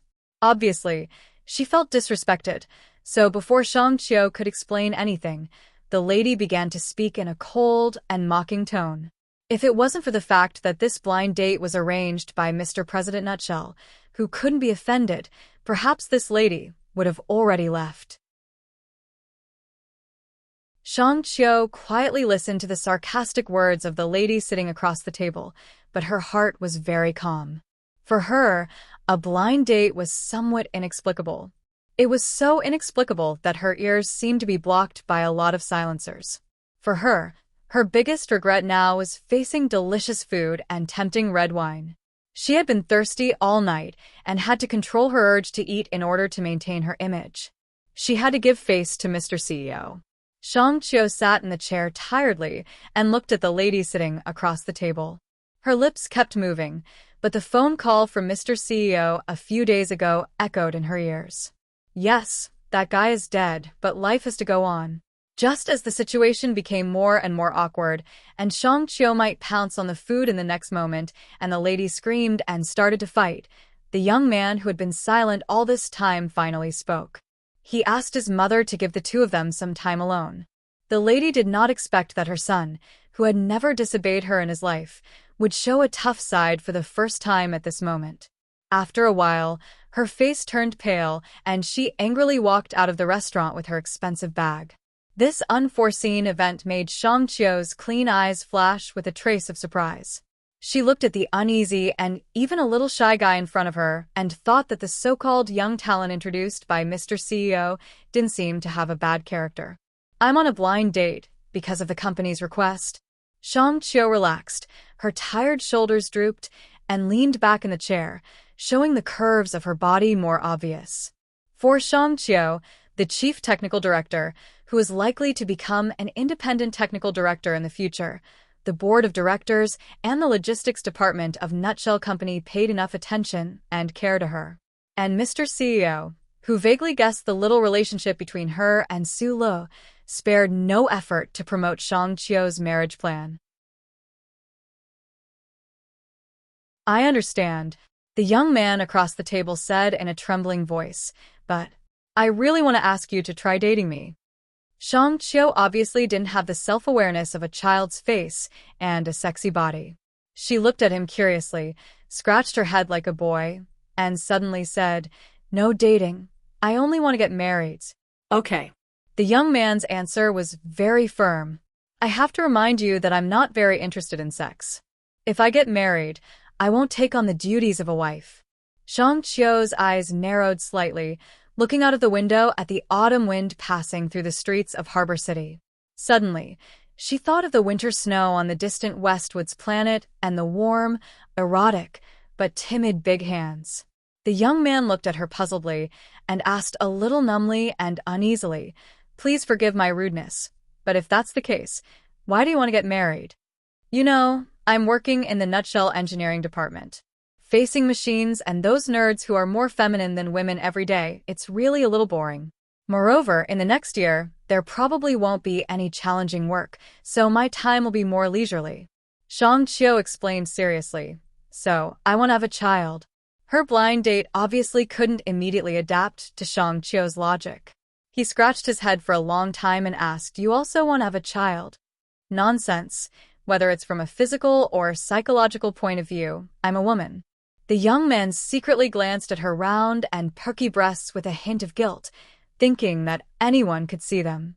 Suddenly, he thought of a problem and grinned happily, revealing his white teeth, and said, "If you want to have a child, you have to have sex, at least once." Shang Qiu suddenly felt that her eyes were a little dazzled by the sincere and happy smile of the man across the table and his white teeth. She subconsciously replied, I'm going to use a test tube. Late at night, Parliament Hill was quiet. Only the office on the first floor by the garden was still lit. The light in the night was weak but firm, as if it would stay on forever. At this time, the distinguished members of Parliament were attending a banquet at the Flowing Wind Slope Club. Tonight's banquet was held to celebrate the great victory on planet Huang, 23 days after the Iron 7th Division and the new 17th Division forcefully landed on the main administrative planet of the Huang galaxy. The Federal forces finally succeeded in eliminating all of the Empire's main forces on this administrative planet and gained full control. As an official of Green Dragon Mountain stationed in the capital, Zhang Xiaoming naturally received an invitation, but she didn't go. Instead, she stayed in her office and dealt with a seemingly endless work. Following the start of the war on the Empire's mainland, the role of the anti-government forces of Green Dragon Mountain gradually faded. Although President Pabre very respectfully continued to implement the reconciliation agreement of the past, the feeling of being gradually swallowed up by silence or forgotten by the people made the Committee on S2 very uneasy. She, who had already taken over the 4 departments, naturally had to put in more effort and time to appease the uneasiness of the committee members. Hai Qingzhou silently stood under the stone steps of Parliament Hill, looking at the brightly lit office like a statue. Bitterness filled his mouth. Ever since he was in Yue University, he had been bitterly pursuing this naked girl. After so many years, his father had successfully become a member of the Federation and entered the building in front of him, but he still couldn't find a way to enter the girl's heart. On both sides of the dusty street were buildings riddled with holes. From time to time, chunks of cement would fall and hit the top of the charred cars, making a muffled bang. Muffled sounds of gunfire could be heard from afar. The strangely shaped red moon above seemed to have been dyed red by the blood of the past few days. This was a street in the southern district of Feigar City, the administrative main planet of the Huang galaxy. After the huge explosion from the last military base of the Empire 2 days ago, there was no longer any organized resistance on this planet at the edge of the Empire. The angry, sorrowful, and frightened Empire citizens trembled and curled up in their own homes. Occasionally, a brave boy would risk the danger of being shot and spit a few times at the Federation forces on the street. 7 tall black MX mechas slowly walked on both sides of the street, their cold shadows covering the end of the street. The rumbling, heavy multi-axle transport vehicles cautiously moved in the shadows.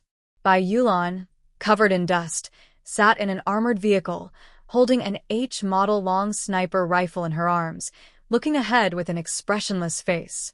At this time, a tattered civilian Empire vehicle turned the corner and suddenly discovered their mixed Federation mecha squad. The Empire driver, who was trying to escape out of the city, couldn't hold the steering wheel properly due to nervousness and fear, driving in this direction crookedly. Seeing this scene, Bai Yulan subconsciously used her finger to lightly flick in front of her forehead, but she touched nothing. Only then did she remember that when Group 7 was performing the moon sacrifice for that guy, she didn't know what went wrong and cut off all the hair floating in front of her forehead.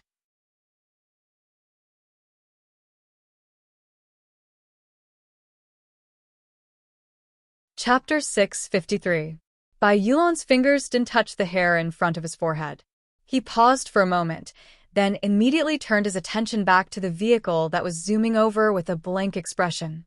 The mixed mecha squad he was leading was escorting the multi-axle loading vehicles. They had to cross this hostile city under the dim sky, so they had to be very vigilant.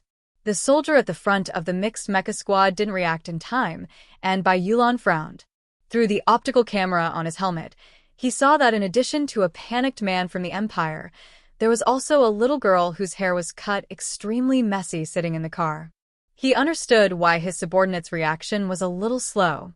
Bai Yulan raised the K-15 long-range rifle in his arms and stood up expressionlessly. He made a standard half-squatting shooting position on top of the armored vehicle and pulled the trigger without any warning. A crisp gunshot rang out, and the bullet accurately hit the front steering wheel of the Empire vehicle. The vehicle was like a drunken man, stumbling and crashing into the tattered flower bed on the side of the street. The hood of the vehicle popped up with a bang, and smoke rose into the air. The soldiers of the Federation trembled slightly from the sudden gunshot. Although deep in their hearts, they were a little shocked by the overly sensitive nerves of their commanding officer. They were also a little worried about the frightened little girl in the car. However, no one dared to voice any dissatisfaction. Staff Sergeant Mime, go forward and check the situation.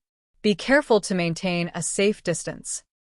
Bai Yulon put away the K-15 long-range rifle and sat back on the front of the vehicle. Following this order, one of the Federation armored vehicles drove forward. Staff Sergeant Mime was obviously a little relaxed, and the speed at which he approached was a little too fast. He drove to the side of the Empire vehicle in a few seconds. Bai Yulon put down the transparent helmet of his single-soldier helmet and observed the situation through the optical camera.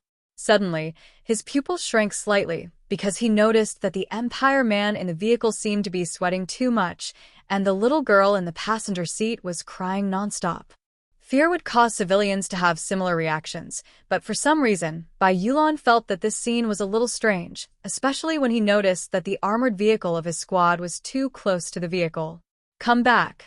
He quickly issued orders to the armored vehicles in front through the infantry command system. However, what answered him and the entire mecha squad was a violent explosion. An unknown amount of explosives had been hidden in that Empire vehicle. The violent explosion instantly formed a giant fireball that was dozens of meters wide. The powerful shockwave followed closely behind, causing the cement and gravel on both sides of the street to fly up and hit the outer shells of the Federation mecha and armored vehicles. The man and the little girl in the Empire's vehicle were definitely dead, and Staff Sergeant Mime and the 3 Federation soldiers in the armored vehicle definitely couldn't have survived. Then, an even greater danger descended. At this moment, countless continuous sounds of explosions suddenly rang out from both sides of the street. The 2 skyscrapers that were about to collapse from the Federation's weapons suddenly spewed out endless smoke and dust. Amidst the incomparably chilling sounds of metal rubbing against concrete, the 2 skyscrapers collapsed with a loud rumble. Countless tons of concrete and steel poured down, forming a gigantic shadow of death that covered the heads of the 7 Federation MX mechas. Enemy attack. Plum Blossom Formation. Disperse. Retreat to the direction of 3 p.m. Mecha. An Empire mecha has appeared. Ear-piercing shouts rose and fell within the command system. Suddenly encountering such a large-scale ambush on a quiet street, even the well-trained soldiers of the new 17th Division couldn't help but appear somewhat panicked. The armored vehicles that weren't crushed into the ruins of the buildings roared and retreated at high speed. Dozens of helmeted Federation soldiers carrying heavy firearms quickly spread out to both sides of the street. Almost instantly, who knew how many guns poked out from the buildings on both sides of the street and began to angrily spray bullets at the Federation soldiers downstairs. The Federation soldiers who used the large concrete blocks on the ground to hide their bodies hurriedly returned fire. However, from the corner of their eyes, they saw a shadow that made their hearts skip a beat. An Empire's newest model Wolf Fong mecha was rapidly rushing over from the end of the street. Its heavy body stepped on the uneven street, causing the earth to begin to tremble. South 32nd Street calling for backup. About 2 squads of surviving infantrymen, 1 surviving Wolf Fong mecha, left mechanical legs severely damaged, long-range firepower reduced by about 70%. By Magnolia, whose entire body was covered in dust, looked through the transparent helmet at the figure of the giant mecha charging over with a roar from the end of the street. There wasn't the slightest trace of panic on his face, and even his voice when communicating with base was calm. The dense gunshots that rang out all around the street didn't seem to enter his ears. Once he entered such a special area like the battlefield, this outstanding soldier of the Federal Forces could always display his most professional side. Xiong Linquan, hold down this broken left track. He looked at the Empire mecha that was beyond repair, its right shoulder still spitting out a violent rain of bullets. His eyes narrowed as he issued the order. Then, he crouched down, raised the long-range rifle in his hand, and calmly pulled the trigger at a window of a residential building in the sky to his left. The Federation armored vehicle that had retreated to the corner of another residential building suddenly rushed out with a roar. The heavy machine gun mounted on top of it roared and rotated. Long tongues of flame mixed with high-speed bullets fiercely fired at the Empire mecha that was hundreds of meters away. The outer armor of the Imperial Wolf Fong mecha could withstand a considerable amount of bullet damage, but the impact point of this heavy autocannon was compressed to an extremely precise degree. The powerful impact point was actually controlled within an extremely small area. No matter how fast the Imperial Wolf Fong mecha made evasive movements, the bullets fired from the heavy autocannon of the armored vehicle would always be able to accurately follow its footsteps, striking viciously against the outer armor of the Imperial Wolf Fong mecha. A strange white flower bloomed that seemed to never wither. An Empire soldier in tattered clothes howled in agony as he fell out of the window, landing on the street. His heart was pierced through by the steel bars in the concrete block. Bai Yulon rolled on the ground and immediately adjusted his shooting position, pulling the trigger at another window. Amidst a series of clean and efficient tactical movements, his eyes were still fixed on that most dangerous Empire mecha. He didn't know if those MX mecha could still fight after being submerged in the heavy concrete blocks. If they couldn't, before the base's air support arrived, he could only rely on himself and the others. The H-15 long-range rifle made the surface of his index finger feel slightly numb and itchy. Bai Yulon calmly fired as he issued a second order. Load the grenades. Numerous fixed-point rockets with trails of white smoke flew out from an unknown corner, whistling towards a tall mecha that was stumbling under the pressure of Xiong Linchuan's great gun. It was a pity that Gu Shifeng had been left behind at the command center of the division. Otherwise, with that fellow's abilities, this tattered Wolf Fong mech would not have been able to escape the surveillance from the very beginning. Amidst the rain of bullets, Bai Yulon fought expressionlessly. Her entire spirit seemed to have left the battlefield, returning to the days before Team 7 was disbanded. 1 hour and 47 minutes later. Why is there still a Wolf Fong mecha hidden in a safe zone that has been scanned by 3 bands? Also, those Empire soldiers snuck in from the southeast. Who is in charge of the blockade line there? Xiong Linquan, whose left arm was being bandaged by a medic, spat a mouthful of black saliva onto the ground. He stared at Colonel He, who had come forward to express his concern. Around him, the mixed mecha team that had been ambushed by the Empire soldiers today had the same expression on their faces. Only Bai Yulon remained silent. She lowered her head and scratched her messy short hair that was covered in dust, allowing the dust to fall on Colonel He's shiny military boots. The expression of the new 17th Division's 1st Regiment commander, He, was also very ugly. He knew very well that although the officers in front of him did not have high ranks, and due to certain reasons, had never been valued by the federal military, no one dared to look down on them. The combat team at Nutshell Company had long been disbanded, and most of the new and old members had been dispersed to various combat units. However, names like Bai Yulon and Xiong Linquan were still remembered by the entire Federation. They were fierce characters that could only be subdued by someone as awesome as the instructor. They were once heroes, and they had the right to have such a direct conversation with any officer. What infuriated He the most was that the southern area's defenses and waveband filtering work were all handled by that damned Iron 7th Division.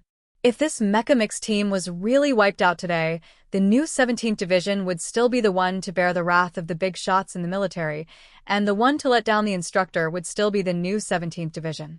This was the federal military's largest forward base on the planet. Other than the few units that were carrying out land-based cleanup missions, almost all of the high-ranking officers had been summoned back to the base to prepare for the upcoming pre-battle preparatory meeting. The officers of the new 17th Division and Iron 7th Division, these two iron-blooded units that had a history of grievances, were also forced to live under the same roof, although this roof was extremely spacious. This is a battlefield, Colonel He, the commander of the Iron 7th Division, known for his coldness and arrogance, looked at the detestable people in front of him and frowned mockingly. How can there be a perfect defense? If you really don't want to die, then the best choice is to go home and take care of your children. Commander He Lei's eyes widened, and his fists clenched tightly. However, when he thought of his commander's strict orders, in the end, he could only take a deep breath. Dongfeng looked coldly at these members of the original 7th Division, and with his hands behind his back, he said, "Unorthodox mercenaries are never suited for proper combat." Then he frowned and said, "Sula's been dead for a year. Why haven't you hooligans improved at all? Making a big fuss just because of a little thing, do you really think you're war heroes? Fuck, do you think you'll get milk just because you cry?"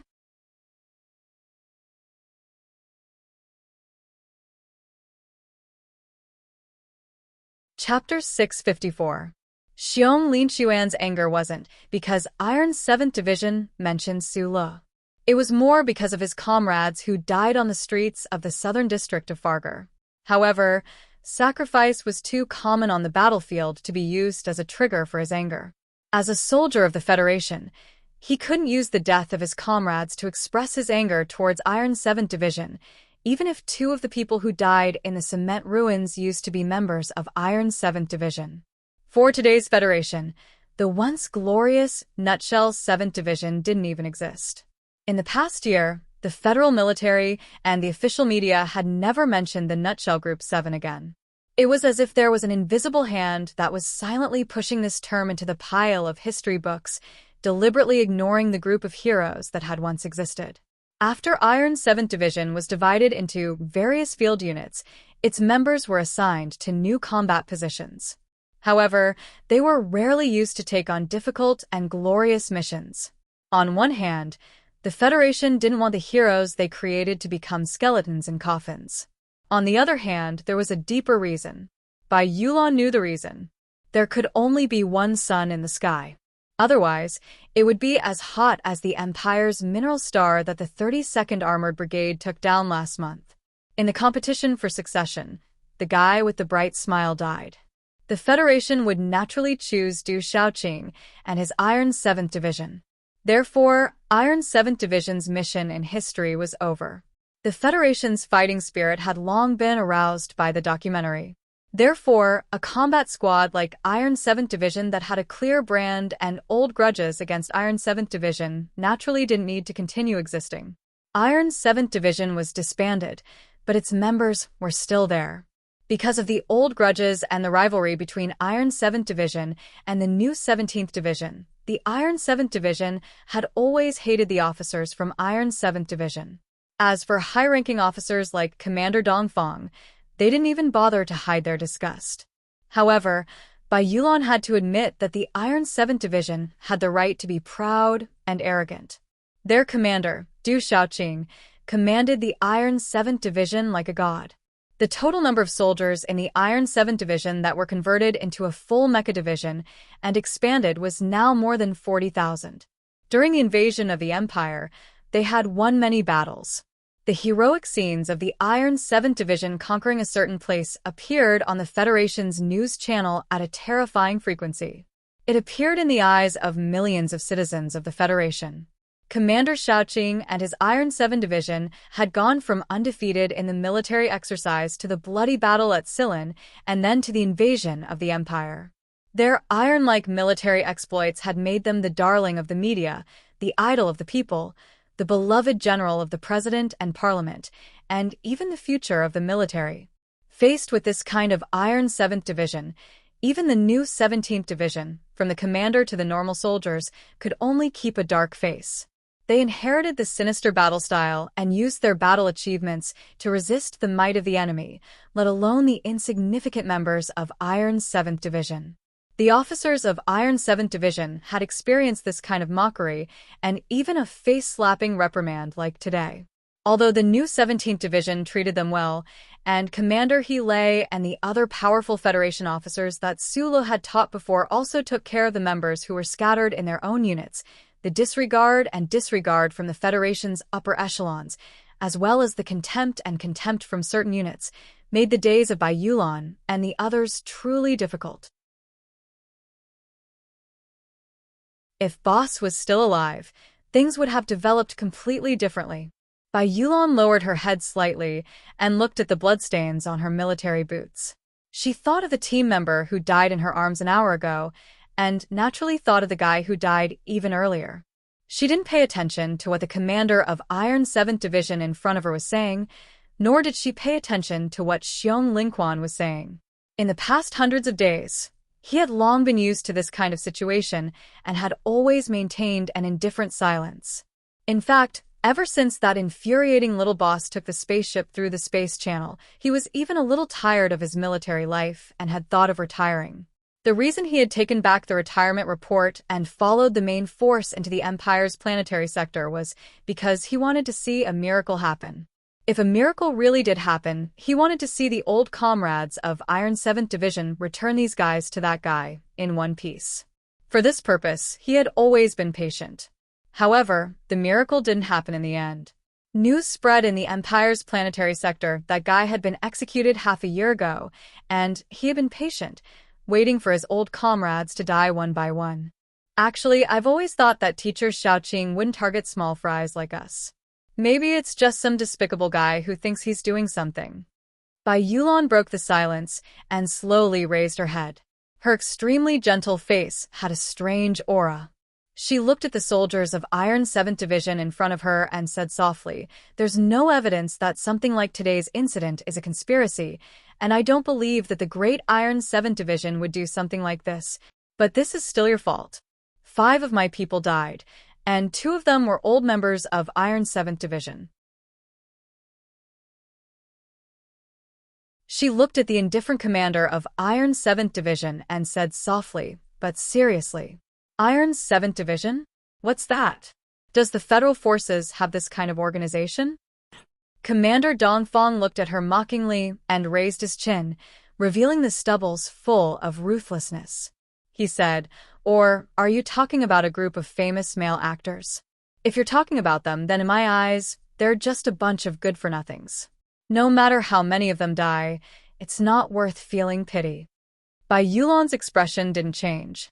She narrowed her eyes and quietly listened to these cold and provocative words. She knew very well what the other party was waiting for. Ever since Su Le made Du Xiaoqing unable to fly into a rage at the training base that year, the entire Iron's 7th Division had been waiting for a certain opportunity, an opportunity to vent their anger. Anyway, that guy was already dead. There were no miracles in this universe. She had to let her old comrades receive more respect and safety on the battlefield in the future. Bai Yulan licked her lips and patted the dust on her messy short hair. She looked at the other party and smiled. "Dongfang, fuck your mother." Since ancient times, this was one of the most effective profanities directed at one's heart. Once upon a time, Group 7 from top to bottom loved to use this as a weapon. However, no matter whether it was Su Le, who could say this sentence as tasteless as plain water, or Lan Xiaolong, who could say this sentence as melodious as music, none of them could compare to Magnolia's gentle and soft words. It was like a lover whispering into one's ear, causing one to feel endless humiliation. Everyone's expression changed. The eyes of the Iron 7 Division soldiers burned with cold fire. Bai Magnolia didn't seem to feel anything. She tilted her head slightly and looked at Commander Dongfang with interest. Her right index finger quietly touched the wooden handle of the military knife beside her leg. She didn't want to lose the reputation of the Iron 7 Division, but since she was going to do it, she had to do it thoroughly. She couldn't lose the reputation of the Iron 7 Division.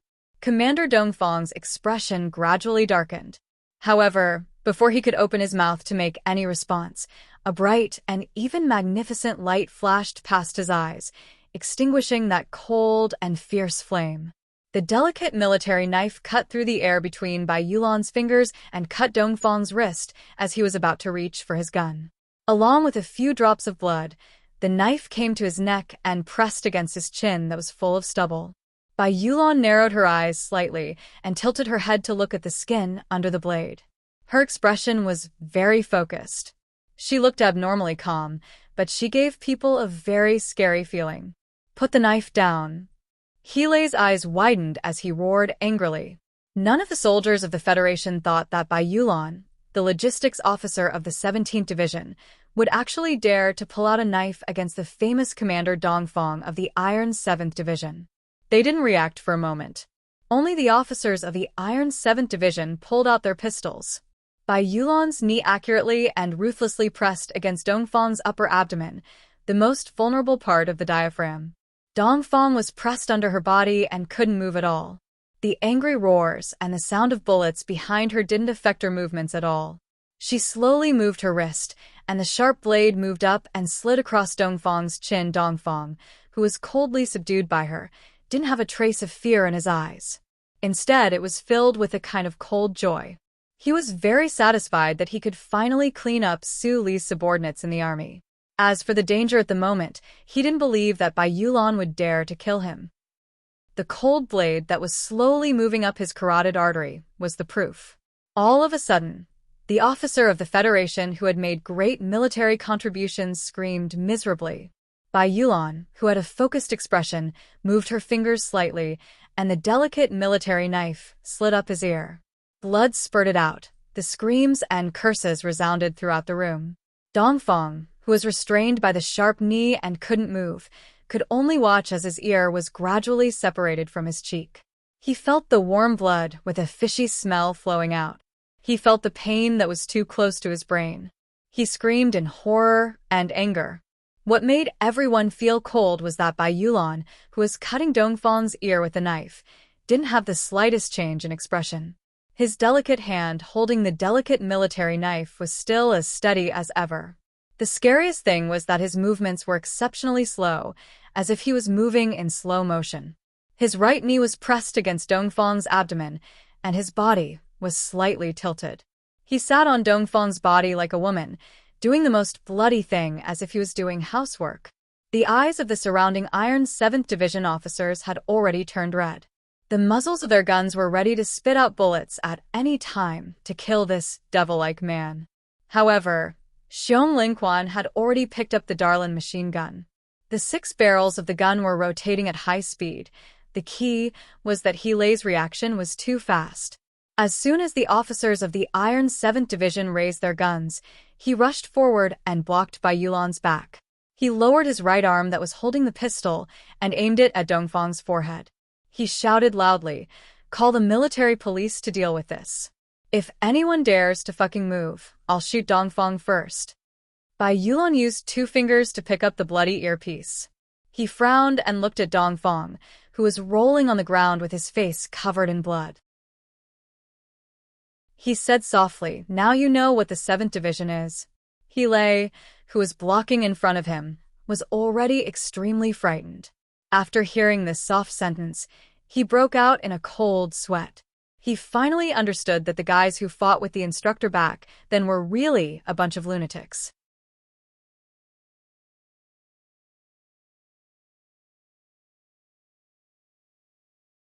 Chapter 655. The Federal Army's forward operating base was located at the intersection of Route 47 and Route 123, on the main planet of Huang-E. Large engineering mechas were roaring like thunder gods as they excavated and cast cement on the outskirts of the base. In a meeting room deep inside the base, Commander He Lei's angry voice was louder than thunder. Around the semicircular meeting table sat more than a dozen stern-looking senior officers of the Federation. He Lei stood at the end of the table, slammed the table hard, and roared at the deputy commander of the Iron 7th Division, Lu Sifu. "What's going on with the defense in the Southern District? How did that Wolf Fong mech manage to sneak in under your noses? You're not done yet? If you don't explain this clearly today, I'm not done with you." Iron 7th Division's Deputy Commander Lu Sifu's expression was extremely gloomy as he scolded coldly, "Who are you not done with?" 7 MXs were buried alive in cement, and 1 damaged Wolf Fong mech caused heavy casualties to a mixed mech squad. As the commander, you still have the face to explain?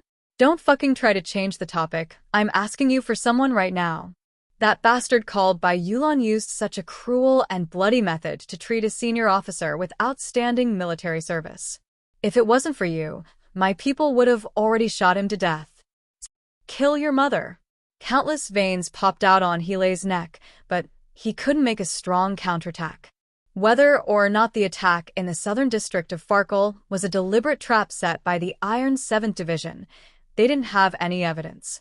As for the bloody incident that happened in the base a few hours ago, no matter how one looked at it, Bai Yulan could only be executed on the spot.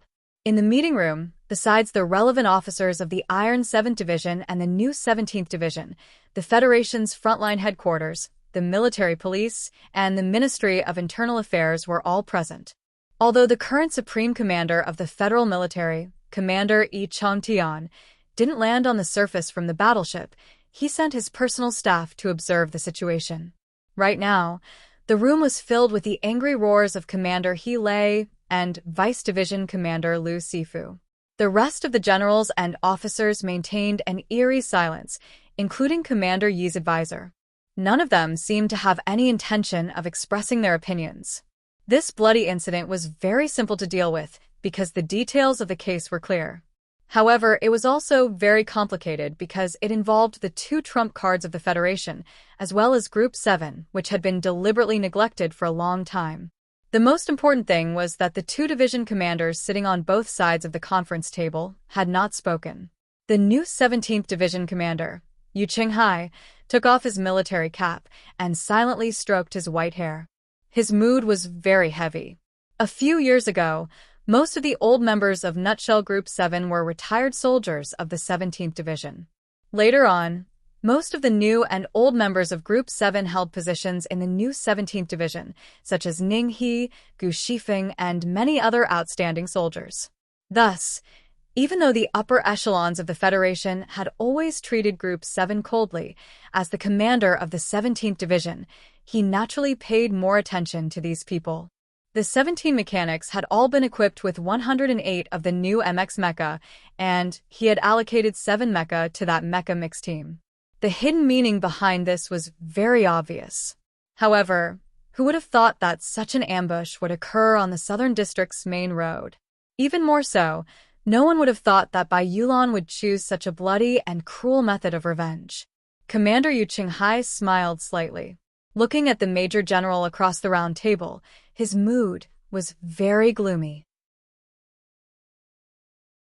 Although from start to finish, the other had maintained his silence, not saying a single word, it was very clear that Bai Yulan would not be able to be saved this time. Because Commander Du Shaoxing was not wearing his sunglasses today, which was very rare. That face, which was usually as unshakable as a glacier and cedar tree, clearly displayed a sullen anger. His eyebrows, which were like unsheathed swords, were slightly raised. He would not turn back until he saw blood. As an excellent military commander, shielding his subordinates was an essential quality. Otherwise, why would he let his subordinates risk their lives for him? As the Federation's brightest and most unstoppable young military commander, Commander Du Shaoqing, who could make tens of thousands of Iron 7th Division soldiers throw themselves into the river with a single order, was naturally a model example. Now, one of the two senior officers who had followed him the longest and was most trusted by him, Dong Feng, had his ear cut off by Bai Yulan in front of everyone. How could he bear it? Commander Yu, who came from a logistics background, was not a typical soldier with a strong personality. However, when faced with Du Shaoqing's cold and oppressive aura, which seemed to come from the depths of the earth, he was still able to maintain an extremely gentle expression on his face. In a soft voice, he explained, breaking military rules naturally requires punishment. However, this is after all within the jurisdiction of the Military Police Brigade and the Internal Affairs Department. Therefore, I do not agree to your request to be detained by yourself. He absolutely could not allow the Iron 7th Division to detain Bai Yulan. Otherwise, those soldiers, whose eyes were burning red with anger, would definitely make Bai Yulan suffer more than death. This was also the bottom line of the new 17th Division. The Federal Army valued discipline above all.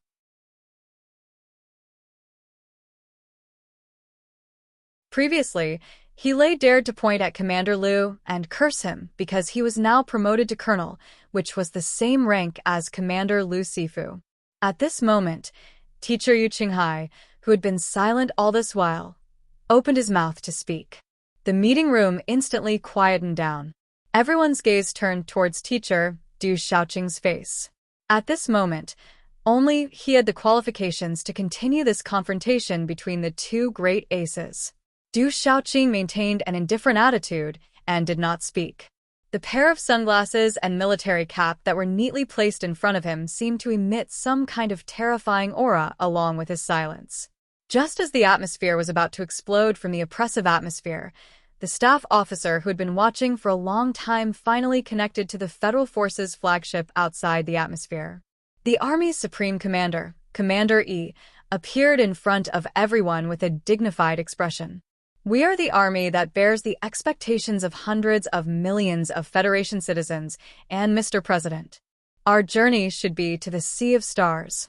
5 days later, the army will embark on the journey to attack the X3 star ocean.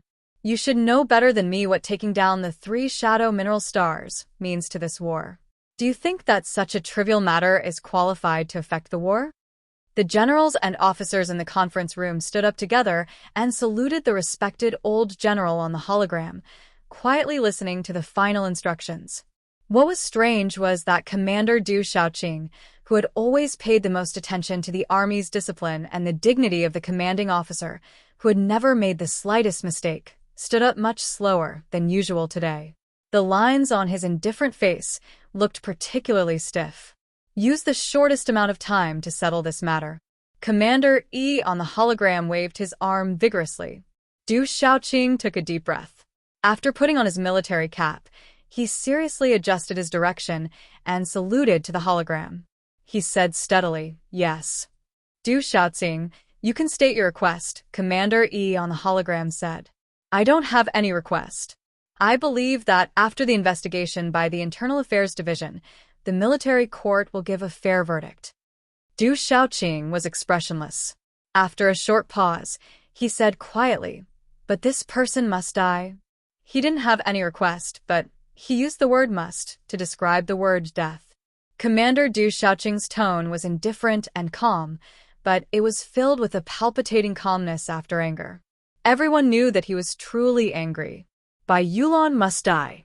This was the Iron 7th Division's and his most simple request. Then Bai Yulan was dead for sure. What's the result?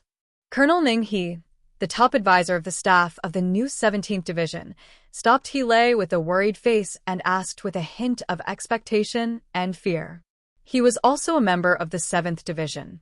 Before Su Le joined the 7th Division, he had worked with Bai Yulan on the battlefield for many years. They had a close relationship. Of course, he was very worried about this friend of his. Handed over to the military police, investigated by the Internal Affairs Division, and then sent to the military court, He Lei rubbed his numb face and said in a low voice, "They want to expedite the process.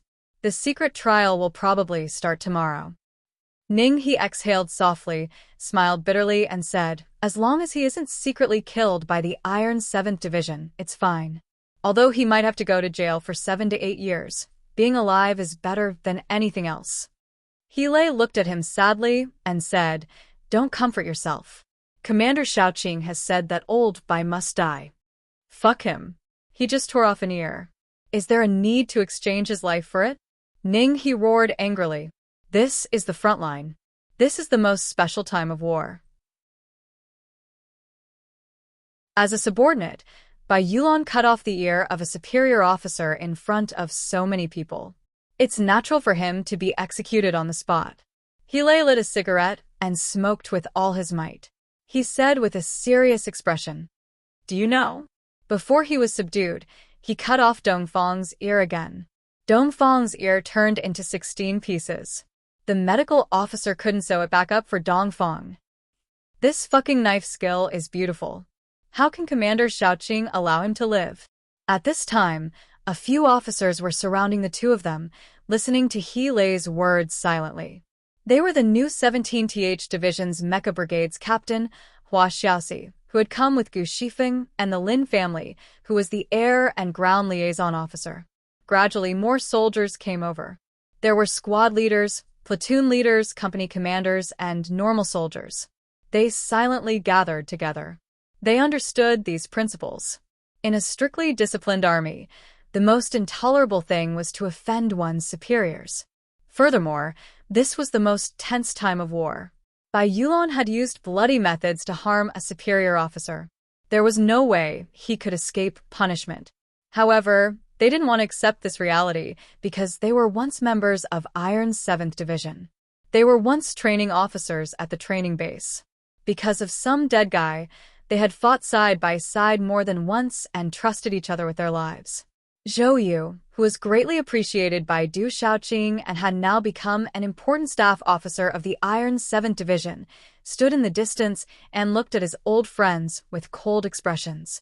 He wanted to walk over, but he couldn't lift his leg. Lan Xiaolong, who had been transferred to the headquarters as Commander Yi's staff officer, walked out of the meeting room. He looked at the crowd with a complicated expression. He wanted to walk over, but was coldly blocked by the former medical officer of Iron's 7th Division, Hou Xiandong. After boss died, you were transferred away. No one blames you. Everywhere is war, right? But the problem is, you shouldn't have lied to us in the first place. You're an important person to the Ministry of Defense. Why would you mix around with mercenaries like us? Old Feng is dead. 13th floor is dead. Jie Si is dead. Last night on Fahale Street, Jie Si's blood brother is dead. You should know why Ol Bai is so angry. Ol Bai only has 2 sons. Okay, none of this matters. But now, even Old Bai is going to die. Now that you're the trusted aide of the Commander-in-Chief, did you say anything for him? The corner of Lan Xiaolong's mouth twitched slightly. In the end, he didn't say anything. He nodded at the crowd and walked towards the battleship in the distance. Bai Yulon, who had oily hair floating in front of her forehead and slender legs, was going to die. Some of his dear friends were in pain, some had left long ago, and some had no choice, but they couldn't find any way to stop this from happening. At this moment, He Lei, Gu Shifeng, and Xiong Linquan, who was arrested at the same time. These people were probably thinking about one thing. If Boss was still alive, things would definitely be very different.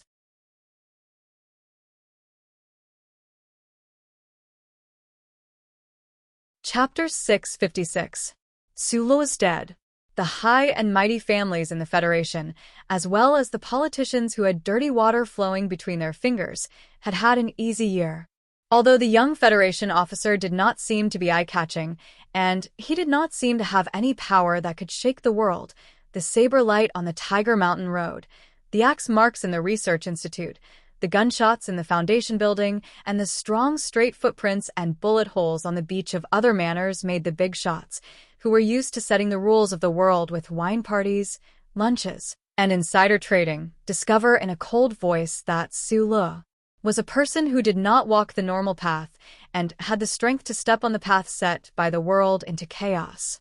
He had an extreme view of good and evil that did not conform to the temperament of the people of this universe. He was a horrible and abominable person who should have died a long time ago but had not died. Fortunately, Su Le, who should have died a long time ago, finally died in the hands of the people of the Empire because of his revenge. The big shots of the Federation lamented in front of others, as sad as the death of their black-haired nephew, but when they were silent, they could not help but smile with fragrant tea in their hands, rejoicing that the stone that had been hanging above their heads all the time, waiting for them to make the slightest move, had finally disappeared. Similarly, many people missed the time when Su Lu existed and regretted his passing, such as the Federation soldiers who fought bloody battles on the front lines, the ordinary people whose relatives and friends were innocently killed by conspiracies, the revolutionary young women in the Parliament Mountain, the unmarried mothers in the courtyard of the West Mountain, the rogue princes who quietly scattered blue light in their pockets, the officials and reporters who still had some light in their hearts, and many, many, many more. You can miss him. You can miss him, but this kind of miss cannot become a heavy burden that makes life heavy. The Nanxiang family, the most low-key of the 7 families, had an equally low-key and quiet manor in the middle of a blue lake deep in the mountains. This low-key was because no one knew about it deep in the mountains, but not because of the luxurious furnishings of the manor itself.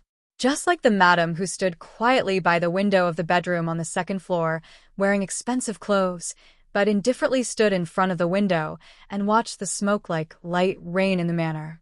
A few decades ago, Chao Jiren, the outstanding female student from the 1st Military Academy's command department, had been the Southern Prime Minister's wife for many years, but she was still as indifferent as ever. She turned back to look at her tired daughter and said softly, "It's rare for you to come back from S2 for a break. You should have a good rest, but I feel that there's something I have to tell you, because it's related to happiness, true happiness." The tedious work of the 4 Prefectures Reconstruction Foundation caused Nan Xiangmei's beautiful face to have a trace of inexplicable melancholy. Listening to her mother's serious words, she gently pursed her lips and slightly lowered her head to remain silent. "No matter how big the conflict between you and your family is, your mother will always stand by your side, right?" Mrs. Nan said with a smile, "I have never objected to your relationship with Lieutenant Colonel Su Le. I even secretly encouraged you to show more courage." He was already a colonel in the end. Nan Xiangmei raised her head and looked at her mother with a pout. It was rare for her to show a trace of naivety this year. "Well, it's Colonel Su Le." Mrs. Nan Xiangmei walked over and gently stroked her daughter's hair. Her smile gradually faded, and she said seriously, "But now he's dead. I don't want you to be depressed for the rest of your life because of this matter." "I'm not, Mother," Nan Xiangmei seriously retorted. "No, listen to me. In a woman's life, the most important thing is peace." Mrs. Nan Xiangmei said with love and pity, "I'm not asking you to find a new love. I just want you to cheer up. Remember, really cheer up. Not like you have been doing this year, numbing yourself with overloaded work to force yourself not to think about him, but to truly have a happy and regretless life." Nan Xiangmei's long eyelashes fluttered slightly, and she said softly, "Mother, what is true happiness? Grandfather let you marry father. Are you really happy these years? Uncle Tian has never married in his life. Have you ever regretted it?" Mrs. Nan Xiangmei quietly thought for a long time and said with a smile, "Thinking about it carefully, there's nothing to regret. Your Uncle Tian is a very good man, but he won't necessarily be a good husband or a good father." Sunset State Latitude 17th Road, Shilin. On a black street surrounded by green trees, a fleet of cars was roaring along. Occasionally, the high-speed wheels would pick up a piece of broken leaf and toss it high into the air. Then, it would be hit by the following cars and roll over again.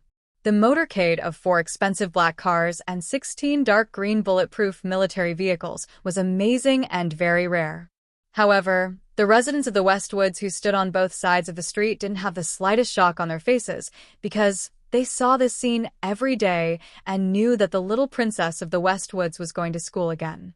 With curiosity and desire to spy, the residents craned their necks to look at the center of the street, trying to see which car the little princess was in through the film glass, but it was in vain.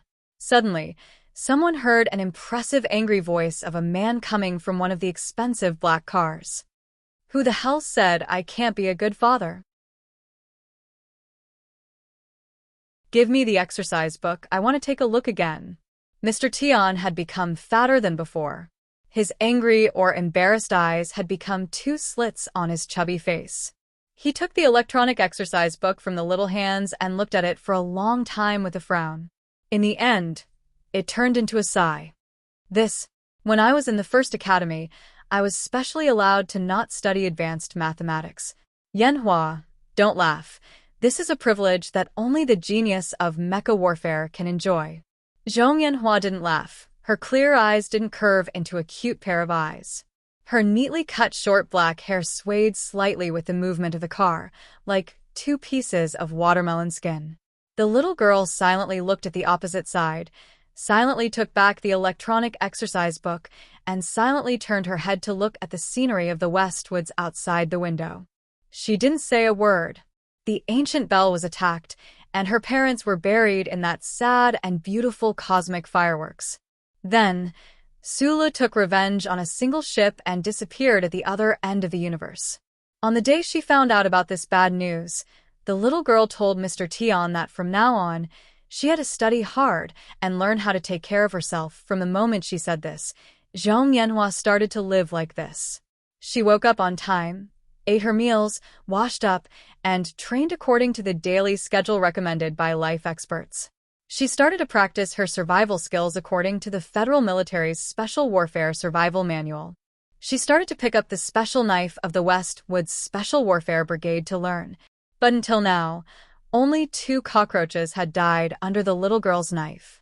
The little girl's temperament became a little irritable, and her neat watermelon skin-like hair was often twisted into an ugly mess by her small scissors.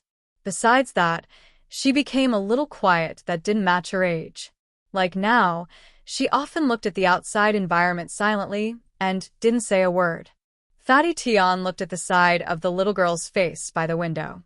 Although he was used to her silence, he couldn't help but sigh deeply in his heart. The imposing motorcade stopped at the entrance of the school. The swift and fierce Shilin soldiers had long since taken control of all positions. Little friend Zhong Huiyan pushed open the car door and walked down, politely bowing slightly to Fatty Tian, who was in the car. Fatty Tian waved his hand and said as gently as possible, "Go, study hard." He thought that, as usual, he wouldn't get an answer from Zhong Yanhua, but he didn't expect that the situation was a little different today. The little girl stood by the car and was silent for a moment. The cool morning breeze blew the hair on her cheeks to below her earlobes. Then, she turned around and looked into the car and said very seriously, "Uncle Tian, being a genius doesn't mean that you don't know advanced mathematics. I think Brother Su Lu must be very good at mathematics." After hearing this, Mr. Tian was stunned for a long time and muttered a few words in a low voice. Then, he noticed a familiar black car parked on the street opposite the school gate. The black car didn't have any logo, but that was the most obvious sign. I have to admit that taking care of a child is much more difficult than fighting a war. Big Stick Tian walked to the side of the black car and looked at the thin young man behind the slowly lowered window. He shrugged and said, "Su Le is the Almighty One.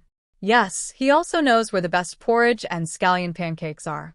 Hearing the name of his old friend, Tai Ziyuan, who was in the car, smiled and said with a trace of longing, "I found a porridge shop a few days ago. The taste is not bad, so I'll treat you to breakfast today."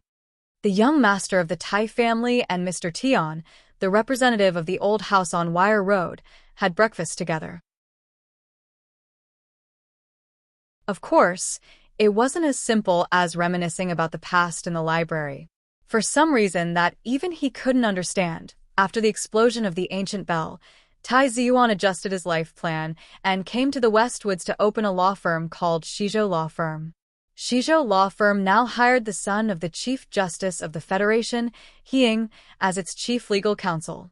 They were fighting a family property lawsuit that made the whole Federation suffer. The current situation in the Westwoods was a bit tense. Under the strong suppression of Mr. Tian and Li Feng, the despicable relatives of the Zhong family didn't dare to do anything too outrageous. Zhong Ziki, who was elected as the heir of the family, needed the support of the Federation government and the other families more than ever. It was also because of this rare opportunity that the big shots of the capital ring finally reached into the Westwoods. Other than the 3 mechanics around the capital of the Sunset State, the Federation government and the Department of Defense were gradually taking control of the entire Westwoods military region. This situation seemed to be unstoppable. Zhong Ziki and the greedy elders in the family naturally couldn't see the hidden danger behind this trend. However, they were already riding on the dead mad tiger, so how could they stop? The circuit courts have been all over. Unless we go to the Supreme Court, no one dares to make a decision on this case. Tai Ziyuan gently stirred the vegetable porridge in his bowl and said with a smile, "Of course, even if these courts dare to make a decision, neither side will admit it. In the end, we will still have to go to the Supreme Court." An image of an old man with a face full of wrinkles appeared in Mr. Tian's mind. He thought that only the Chief Justice, who even the God of War couldn't do anything about, had the courage to end the chaos in the Westwoods. He frowned and said, "The problem is that the lawyers over there and the despicable Ministry of Justice have been using those legal means to prevent this case from going to the Supreme Court. The most disgusting thing is that bunch of bastards in the management committee. They actually pushed for an amendment on Parliament Hill, saying that in order to save the Federation's legal costs, secondary civil cases like inheritance rights can't go to the Supreme Court. Fuck. When the Federation TV station and the Children's Rights Fund fought that Jian Shuier case in the Supreme Court, those damn senators just watched the show and didn't say anything. Tai Ziyuan raised his head and looked at the angry fatty Tian. He sighed and said, "There's good news. Yesterday, the Supreme Court ruled that this amendment is unconstitutional. According to the procedure, my law firm will be able to send this case to Justice Heing in 20 days at most." Mr. Tian laughed, then immediately froze and asked, "Don't tell me it's bad news?" Yes. Tai Ziyuan's expression was a little strange, but it wasn't heavy. Instead, it had a slight trace of mockery. "I have a falling out with my family." Stick Tian's expression suddenly became serious. He knew that this bad news was definitely not a simple story of a young master falling out with his family. It represented that after a year of silence, the Madam of Macho's back mountain finally decided to show her true attitude. "The commander is dead. Everyone wants to take a bite out of the Westwoods. Now it seems that the lady has been silent for a year because of you, but she won't be silent forever." Mr. Tian's smile was a little bleak. He whispered, "What a magnificent and grand robbery." In the asteroid belt behind the gravitational field of the L9 galaxy of the Imperium in the left sky space zone, there was a sailing route that had never appeared on the official star map of the Imperium. Countless audacious smugglers, countless local nobles and officers who stole the wealth of the Imperium to enrich their personal pockets, and countless ruthless and unpredictable pirates were driving their own spaceships in the secret sailing route, playing the dangerous but highly exciting bloody money games. For the Red-Beard pirates, they had always held the initiative in this game for more than a decade. More than a dozen high-speed pirate ships with stacked engines were like more than a dozen cruel and hungry sharks swimming in the shadows of the channel. When they encountered delicious and weak targets, they would reveal their mouths full of sharp white teeth and rush out to rob everything they could. However, today their pirate ships with powerful engines and amazing speed were the targets of robbery. Why? Why Haven't we gotten rid of it yet? A pirate with a red beard looked at the spaceship on the screen that seemed to be made of broken metal. He held his head with both hands and let out a shrill and desperate cry. At this moment, he, who was famous for his cold-blooded and cruel smuggling channel, looked more like a crazy and neurotic philosopher. After searching for the meaning of life without any results, he let out a cry of despair to the sky. The next moment, he would cut off his own ears. Because of the war between the Federation and the Empire, the resources of the L9 star system suddenly became scarce, and the price of all kinds of black market goods soared. Because they could not resist this charming temptation, the Red-Beard pirates knew that the Empire's fleet had now tightly sealed the exits of the smuggling channel, but they still quietly entered this channel, preparing to secretly eat up those bold smuggling fleets. Unexpectedly, their pirate ships were not blown to pieces by the Empire's official fleet, but they were targeted by a spaceship full of broken metal components that came out of nowhere. Moreover, it was targeted for half a month. The pirate fleet that rampaged the smuggling channel at high speed was completely unable to get rid of this broken spaceship. As for the air battle, His Majesty the Emperor, in the first 3 minutes, 2/3 of the entire Red-Beard pirate spaceships were smashed into scrap metal floating in space by that broken spaceship. Red-Beard had never seen such a fast spaceship in his life. He had never seen such a sturdy spaceship, and he had never seen such a fearless captain. A large hole had clearly appeared in the abdomen of that broken spaceship, revealing the cabin equipment inside. How could the people inside still be alive and dare to ram into a ship without regard for their own lives? Looking at the screen getting closer and clearer, the bow of the spaceship full of broken metal components was like a deformed metal monster. Red-Beard's pupils shrank smaller and smaller. Suddenly, his face turned red and he roared, "Full engine forward. Since we can't escape, we'll ram into it." I don't believe that the people in that spaceship are really not afraid of death. At this moment, the pirate leader responsible for technical monitoring beside him said in a trembling voice, "Boss, Please don't. I always feel that this ship is a little strange. Do you remember the ship mentioned after the Namutso pirates were annihilated last time? When Redbeard heard this, he could not help but think of the rumor. The Namutso pirates, whose strength was definitely not below Redbeard's, suddenly disappeared 3 months ago. Later, a pirate who luckily survived in an escape capsule trembled all over and told what had happened to them, but no pirate group believed him. They all felt that the pirate must have been scared out of his wits. Ghost ships. Redbeard stared at the broken metal spaceship that was still suspended tens of thousands of kilometers away on the screen. It was motionless, as if there was no life in it. Redbeard's flushed face suddenly turned extremely pale, and he said 3 words in a trembling voice. At this moment, the remote communication system on the pirate ship turned on without anyone touching it. A cold mechanical voice that seemed to have no rhythm and emotional fluctuations suddenly sounded in the hull. The frightened pirates were so frightened by this voice that their legs went soft and they fell to the ground. Good morning, everyone. Hello, everyone. This is the old Butler spaceship. Thank you very much for stopping by. The cold mechanical voice resounded throughout the hall. Please pay attention. The robbery will begin now. I don't want women, nor do I want men, nor do I want underwear. The mechanical voice continued without any emotional fluctuations. This is a joke. In order to prevent you from doing strange things that are beyond my logical judgment because of being too nervous, I hope you can relax a little. The following is the list of robberies. 1 turbulent nozzle cleaning valve for your ship's engine. 1 X-shaped support steel beam. The strength requirement is level 3. 2 timer calibrators.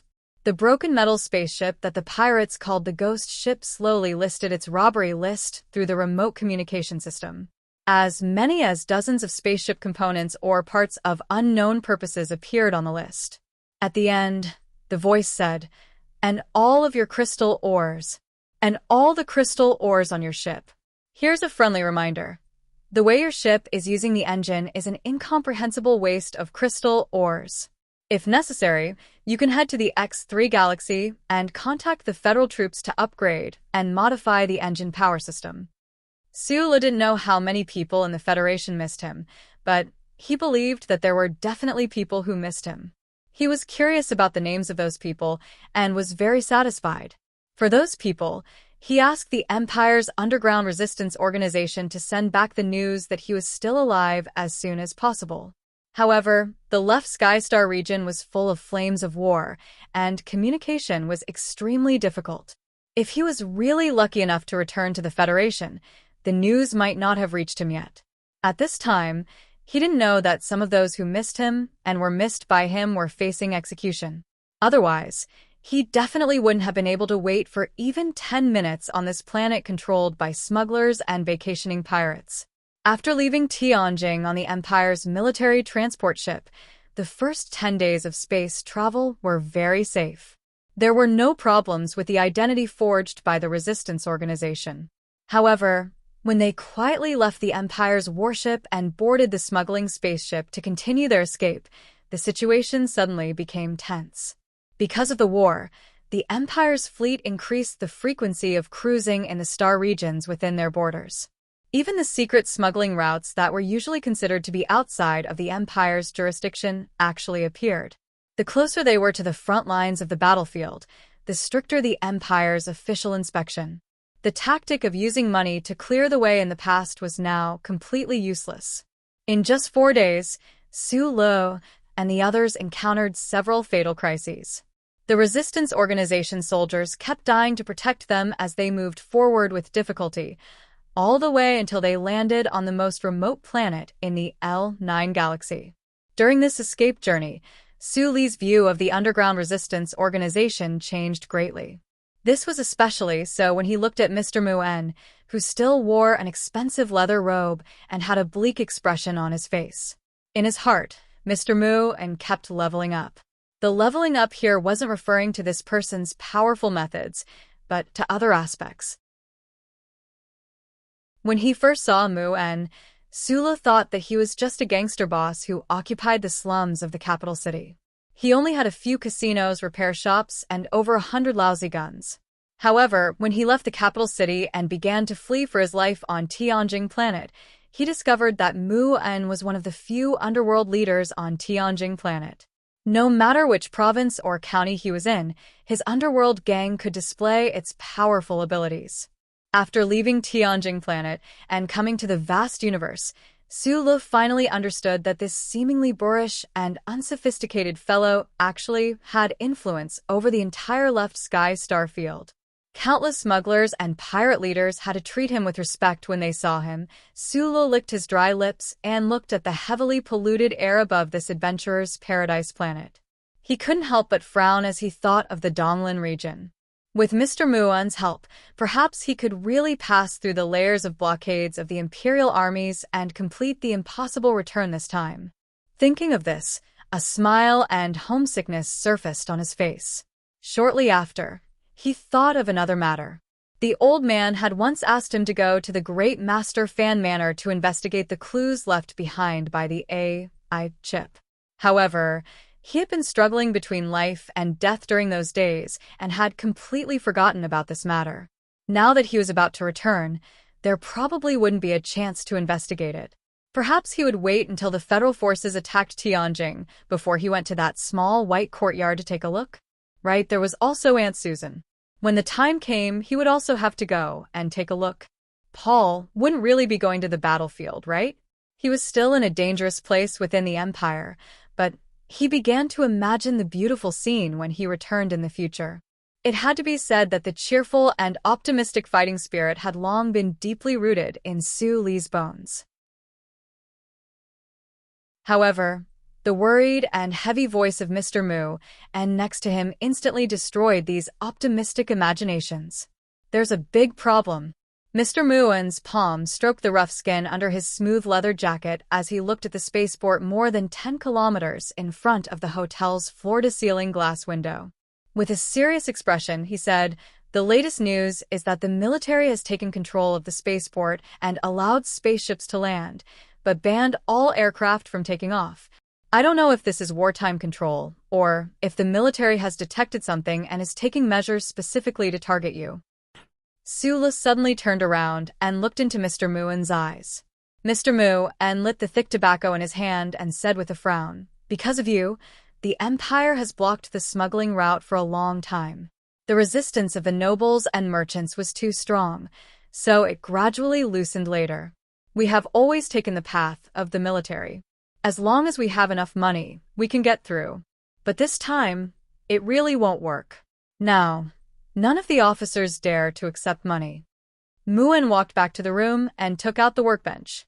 He opened a three-dimensional star map and slid a thin line on the corner of the star map that was magnified 400 times. He whispered, "The most important thing now is this line. Of all the smuggling routes, this is the most secretive one, and the military should not have grasped it. The problem is that the military has directly taken control of the spaceport. The most terrifying thing is that an Empire light fleet came out of nowhere and blocked all the entrances of this smuggling route. It seems that even if the military does not have the specific data of the route, they have a general understanding of the situation. If our ship can enter this route, then turn right in the direction of 23:33:17 from the exit and pass through these 3 spatial gates, we will be able to reach the periphery of the X3 system." Mr. Muon pointed at the dots of light on the star map with a thick tobacco in his hand and said slowly, "According to the information we received, your army is now preparing to attack X3. The problem is that in this half a month, no other spaceship has the opportunity to sneak in except for the Red-Beard pirates. What is your suggestions?" Su Le asked. "I can't give any suggestions now. We can only wait," Mr. Muon answered directly. Su Le sighed softly and turned to look at the spaceport outside the window. He felt that the road home was so close to him, but why was it so far away? At this moment, his sharp eyes caught sight of a few small black dots at the spaceport. The ships were slowly taking off. The flames from the bottom of the ships distorted the light in the air, flattening the small sun on the horizon. "Didn't we say that no spaceships are allowed to take off?" Su Le asked with narrowed eyes. Muon was also extremely puzzled. His brows were tightly knitted together, And after looking for a moment, his pupils suddenly shrank as he said, "Colonel Sulo, it looks like I can only send you off here." Suli's pupils also shrank nervously at this moment. The two of them noticed at almost the same time that after those few spaceships took off from the spaceport, they didn't fly out of the atmosphere. Instead, they flew straight for the hotel they were in at a terrifying speed. The temporarily set up alarm sounded sharply. Muin dragged out a heavy firearm from under the bed and threw it to Sulo. He ran out of the room and shouted, "We're definitely being watched. Run by yourself." Sulo caught the firearm with a flip of his wrist and slung it over his shoulder. He rushed out of the room and ran along the corridor full of glass windows in a different direction. He shouted, "Who are they?" Throughout the entire process of escaping, Mr. Mu and was able to remain calm no matter what kind of danger he encountered. Out of the corner of his eye, he looked at the few Imperial military spaceships approaching at high speed. He looked at the golden hibiscus insignia on the spaceships and said in a trembling voice, "The Royal Special Mecha Battalion." Sulo, who was running at high speed, paused slightly. He looked out the window at the spaceships that had already flown to the hotel. He looked at the bottom of the spaceships that were slowly cracking open, and at the dozen or so cold steel mechas that sent chills down his spine. He subconsciously tightened his grip on the firearm on his shoulder. He thought with a trace of coldness in his heart, "What can this gun do?" "Your Highness, we just received news that the Royal Special Mecha Battalion team hiding on the L9 transit planet has successfully found the remnants of the Resistance Organization. They also found the location of that fugitive from the Federation. According to your instructions, the Royal Special Mecha Battalion has already started the killing operation. If there are no accidents, we should have the latest news in about 3 minutes." Wai Chaoshi, who was standing by the window, calmly looked at the fleets that were retreating into the heart of the Empire in the Dark Universe. She thought about the killing operation on the L9 system behind her. She didn't know why, but she slightly furrowed her brows. In the beginning, she didn't think much of that guy. She just didn't expect that guy to be like a cockroach that couldn't be killed no matter what. He gradually became a thorn in her heart. Now that this thorn was about to be removed, why didn't she feel the satisfaction of success? Wai Chaoshi wasn't disappointed that the cleanup operation against the underground resistance organization in the slums didn't manage to kill Sulo. On the contrary, it made her more confident that she could kill Sulo. That enemy, who didn't play by the rules in the past, was now mixed in with the remnants of the resistance organization. It seemed like he had many helpers, but in reality, he also revealed many tales formed by shadows. As long as they followed the trail of the resistance organization, they would be able to find out where he was. During the space journey leading the second batch of Wolf Fong mecha squadrons to the front lines, Wai Chaoshi continuously sent instructions to the Royal Intelligence Agency and the relevant military departments. The Royal Intelligence Agency was very clear on the style of the resistance organization. After combining all the information, the Empire set their sights on the L9 system. Wai Chaoshi agreed with this judgment. From planet Tianjing to the edge of the left sky galaxy, there were many paths. However, now that the flames of war were blazing, if they wanted to leave the Empire, there was only one path left. Although they couldn't see each other and were separated by stars, she definitely had to kill Sulo within the Empire's borders. She definitely wouldn't allow him to return to the Federation alive. Thus, she had long made preparations to block this only path of survival into a dead end. "Pass down my orders. Transfer the 14 Night Wolf battleships of the Heaven's Eye formation to the designated area and block the exit of that secret space route." Because of some kind of warning, Wai Chaoshi added an order without any warning. "Your Highness, because they were used to seal off the space route, too many battleships have already been transferred. The space defense of the X3 system is already very weak. Now, you still want to transfer more battleships over?" The officer looked at Her Highness in shock. He didn't understand why Her Highness would make such an unnecessary move when that Federation fugitive was clearly going to die. "We were going to give up on the X3 system anyway." Wei Chaoshi looked at the grand and majestic cosmic retreat in front of the battleships that carried a trace of sorrow and magnificence. She took a deep breath, narrowed her eyes, and said, "Even if that guy can fight for a sliver of a chance of survival in the impossible, I will still destroy him." The hotel's large and luxurious glass wall was instantly reduced to a pile of wreckage by the terrifying gunfire of the dozen or so cold mecha that were about 6 meters tall. Countless cries of pain and sporadic gunshots rang out in the corridor. Immediately after that, the dozen or so wolf fang mecha rushed out at high speed, chasing after that figure in the morning light. The leaves on the street fell from the mecha's high-speed advance. Who knew how many houses were reduced to ruins under the heavy mechanical feet of countless people, and who knew how many people died because of this? The fleeing figure seemed so lonely, yet so resolute and ruthless. It was as if there was an engine installed on his legs. With a speed that was beyond human imagination, he climbed over the wall in front of him, stepped over the ancient trees in front of him, and turned into a shining shadow under the morning light, all the way forward. However, the speed of a human was ultimately no match for the speed and agility of the wolf fang mecha. It didn't take long before the dozen or so mecha from the Empire's Royal Special Mecha Battalion coldly caught up to him and forced him into a park hidden in a dense forest by the side of the road. Whoosh, whoosh, whoosh, whoosh. Fallen leaves danced in the air as gray shadows flashed past.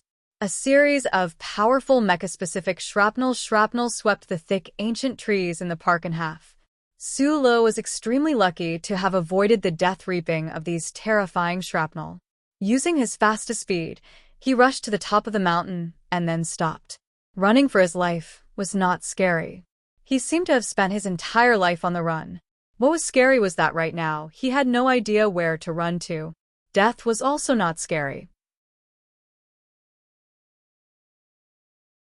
Early on, after his family had died in the mining accident, he had spent a long time planting that seed of fearlessness in his heart. What was scary was that he might die in a foreign country, and no one would know. Using his own 2 legs to compete in speed with the Empire's mecha, rushing through the streets, ancient trees, and swamps to reach the top of the small mountain, it was truly inconceivable.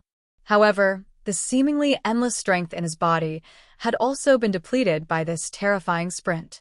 Looking at the falling trees all around him and the metal reflections of the mecha that lit up from time to time between the trees, Su Lu gently exhaled a mouthful of turbid air to relieve the dizziness caused by the lack of oxygen. Then he narrowed his eyes. While running at high speed, he had already thrown away the gun on his shoulder. The powerful anti-material gun was not very useful against these latest wolf fang mecha models. The faint sound of wind and thunder came from a horizon. Several Empire's close-range fighter jets drew terrifying airflow lines as they rushed in this direction. Was this the final battle of his life? Narrowing his eyes, Su Li's heart was strangely calm as he watched the fighter jets in the sky and the Empire's special mecha coming from all directions.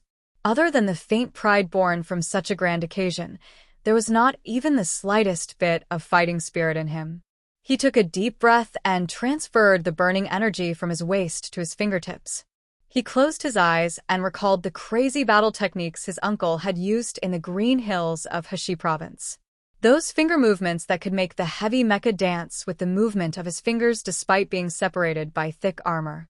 An instant later, he opened his eyes, a trace of a bitter smile on his face. Facing more than a dozen mecha and the fighter jets in the sky with his bare hands, as well as the densely packed Empire's troops further away, who could escape? After all, humans were not first-order machines. After all, he was not Uncle Fengyu. In this most dangerous moment, he also did not see Uncle Fengyu. The wolf fang mechs all around stopped their heavy footsteps, the cold gun barrels on their mechanical arms aimed at the small hill. The missiles under the wings of the Empire's fighter jets that were closing in at high speed in the sky left their jets and flew freely with the aura of death. At this moment, Su Li's eyes fell on the dusky sky above his head that was very similar to Donglin hometown. Across the sky, not far away, was the Federation's troops. Unfortunately, he could no longer go back. At this moment, The extraordinarily strange and colorful dust clouds due to pollution suddenly tumbled. A hole formed by high-speed air turbulence quickly formed. The dim light of the distant star became countless times brighter, shrouding the entire area around the mountain in gold. A strange dark-colored spaceship covered in tattered metal parts rushed out of the hole at a shocking speed like a metal monster from another time and space in this golden color. It slammed into the Empire's fighter jet that was firing missiles high up in the sky. The missiles first landed on the strange spaceship's body, bursting into a large ball of beautiful flames. Then, this seemingly burning spaceship smashed the Empire's fighter jet into pieces like rain in the sky. None of the Empire soldiers who carried out this mission could describe the scene after the incident. No one could describe the flight path of that spaceship because, according to the strict laws of physics, no one in this universe could withstand the high-speed turns of that strange spaceship. It was like a ghost turning at high speed. A gust of wind blew, the leaves swayed, and the mountain shook. More than 10 Empire's Wolf-Fong mecha fell to the ground miserably. That strange, tattered spaceship roared and soared into the sky again, drawing a strange arc in the sky, avoiding the surface-to-air missiles of the Empire's ground base. It elegantly and arrogantly flew across the entire city. Then, the bow of the spaceship suddenly tilted, raised its head, and pierced through the clouds, flying towards that streak of golden light, and disappeared in an instant. Su Le, who was on the hill, had also disappeared.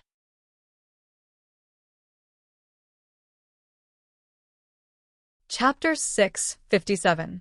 All around them were metal components welded to the alloy walls and ground. There was no one in the spaceship and there was no sound. Only the violent vibration and the shrill sound of the wind from the gaps of the broken metal could be felt. Only then could one feel the terrifying speed. The dilapidated spaceship that had broken through the colorful clouds was flying freely in the sky with a roar. For the people in the cabin, it was a terrifying torture. At this moment, Su Li's body had turned into a crazy stone, and he could not control it at all.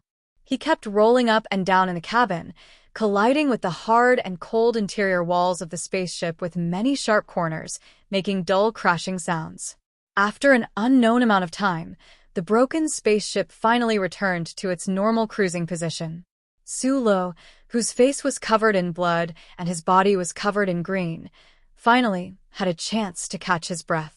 His right hand tightly grasped a metal object that looked like an engine rack that he could not recognize and scanned the interior of the spaceship as quickly as possible.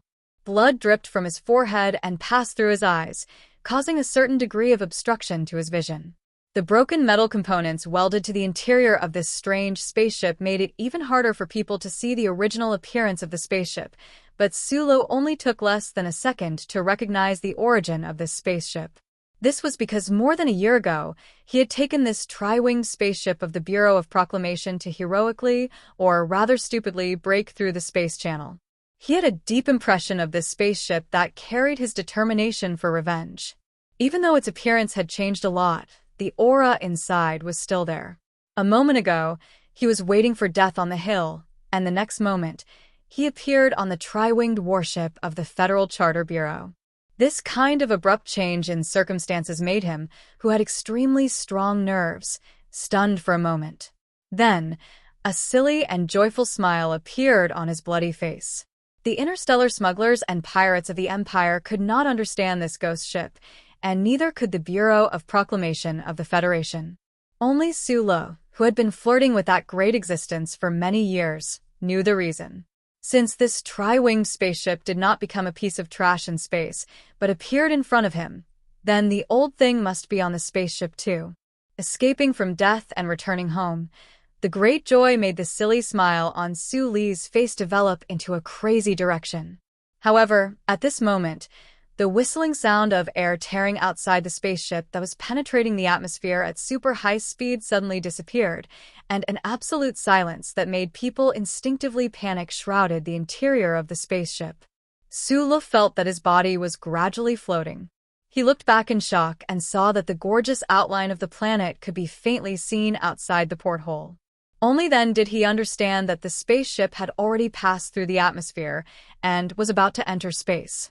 He opened his mouth and was about to say something to the strangely silent old thing, but he found that he did not make any sound. His chest was slightly rising and falling, but he did not inhale any air. He stared at the holes on the inner wall of the spaceship that seemed to be laughing at him. His pupils suddenly shrank, and he hurriedly closed his mouth, jumped to the closed door of the front cabin, and desperately knocked on it. The alloy door of the front cabin slowly opened. Sula swam in without hesitation and tied himself to the seat near the observation window as fast as he could. Then he poked his finger up, closed the sealed door behind him, and pressed the button of the life support system. But what made him feel crazy and desperate was that the oxygen content in the front cabin was still decreasing bit by bit.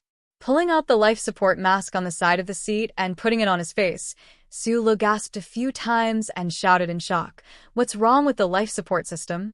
Under the pressure of millions of tons of water in the Empire's Red Rose Royal spaceship, his body once again underwent a wonderful change. He did not need to breathe for a long time, or he could faintly breathe the oxygen in the water through his skin. However, at this time, the spaceship was in an environment that was close to absolute vacuum.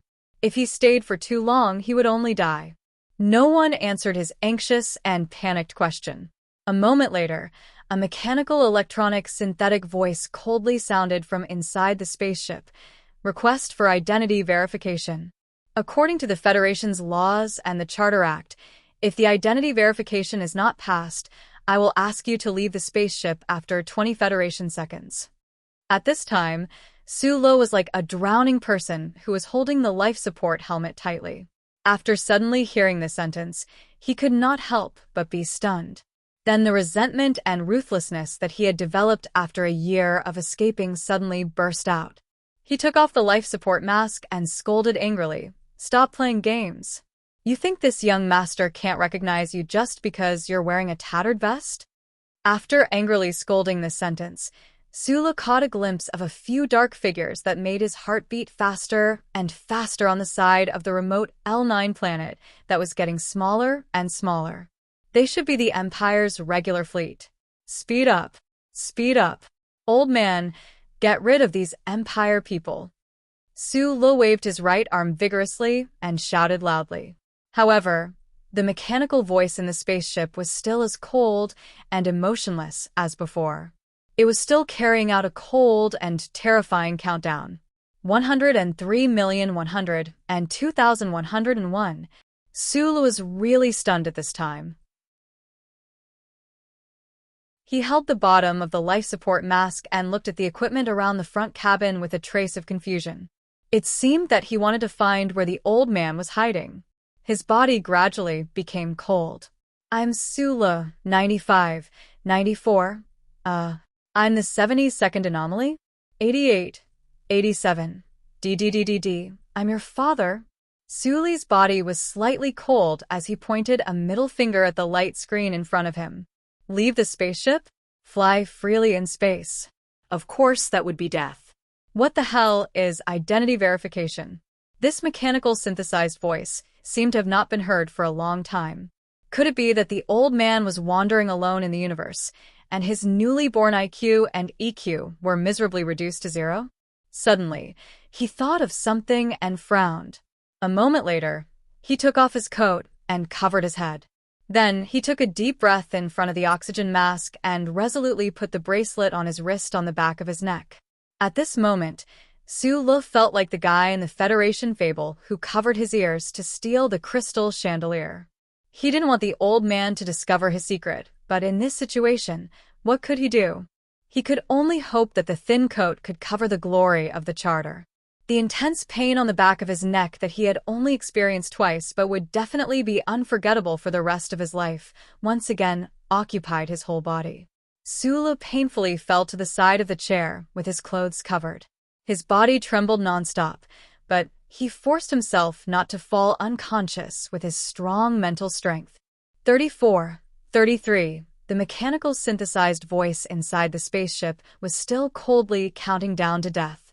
As long as it or he or she wanted to, there were countless ways to make the painfully struggling man in the chair die. At this moment, a beautiful blue line suddenly flashed on the thick dust-covered light screen on the command console, making a soft beep. 28. Woo. Ah. The cold, mechanical, electronically synthesized voice suddenly twisted and changed pitch. The tones suddenly jumped up in the next moment, bringing with it a touch of extreme vicissitudes and rich emotion that made people cry, resounding in this spaceship that was as silent as a ghost in space. Oh. My God. Colonel Sulo, you son of a bitch, are still alive. His palm carelessly wiped away the accumulated dust on the light screen. Sulo coughed hard twice. Looking at the few Imperial battleships on the monitor, he finally relaxed. He shook his head with lingering fear. Suddenly, he thought of something. He slammed the light screen and said angrily, "What identity verification? You came to L9 to save me. Don't tell me you don't know who I am?" The image of the old butler that he had not seen for a long time appeared somewhat distorted on the display light screen. He bowed slightly to him and replied with a smile, "First of all, I am only a part of myself.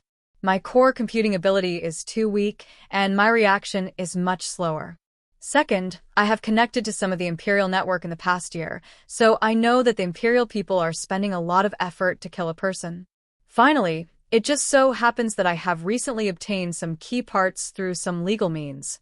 I am preparing to go to an abandoned mechanical warehouse on this planet for repair.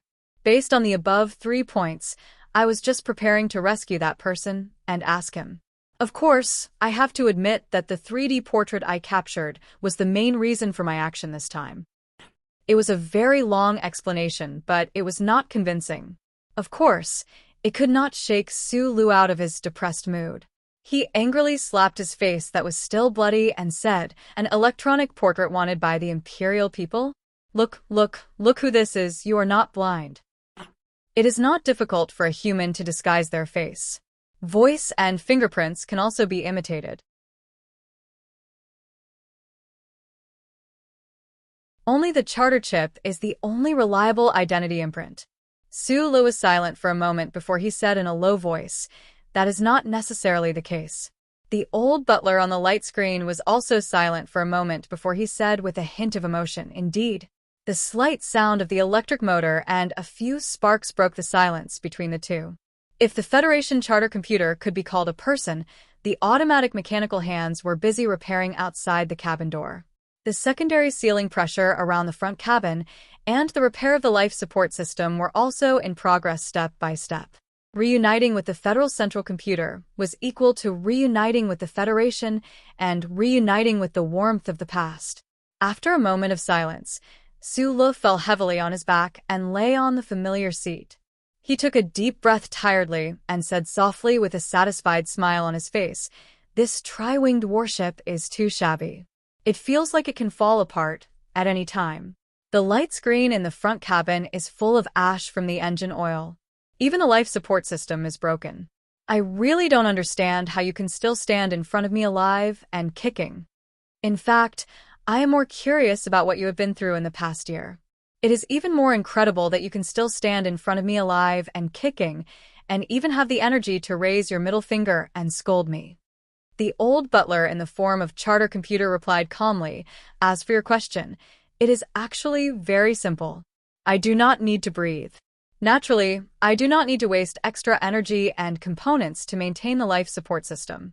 I do not need to watch the surveillance, so I do not need to waste extra energy to clean the dust on the light screen."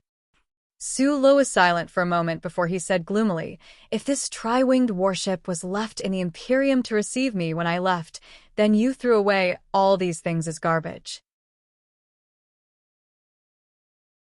Did it not occur to you that I did not have your abilities and that I would become a dry corpse on the spaceship?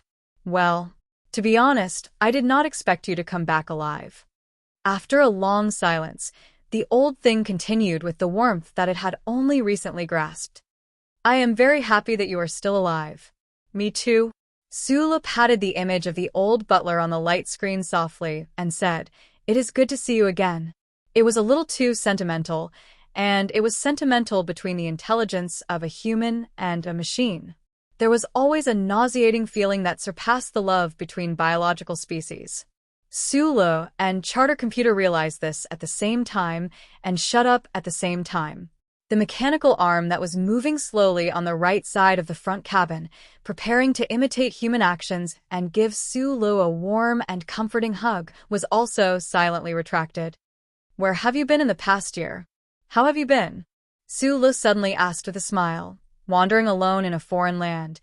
Did you ever feel empty and lonely and a little cold?" The old thing was clearly shaken to the core by this sentence.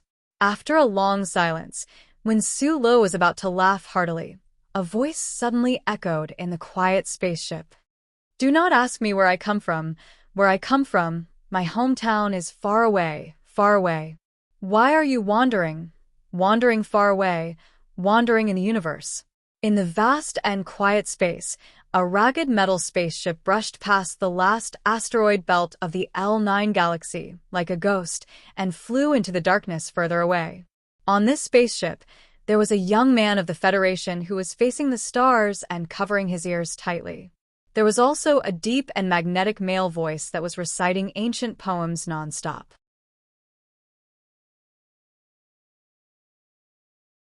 Chapter 658.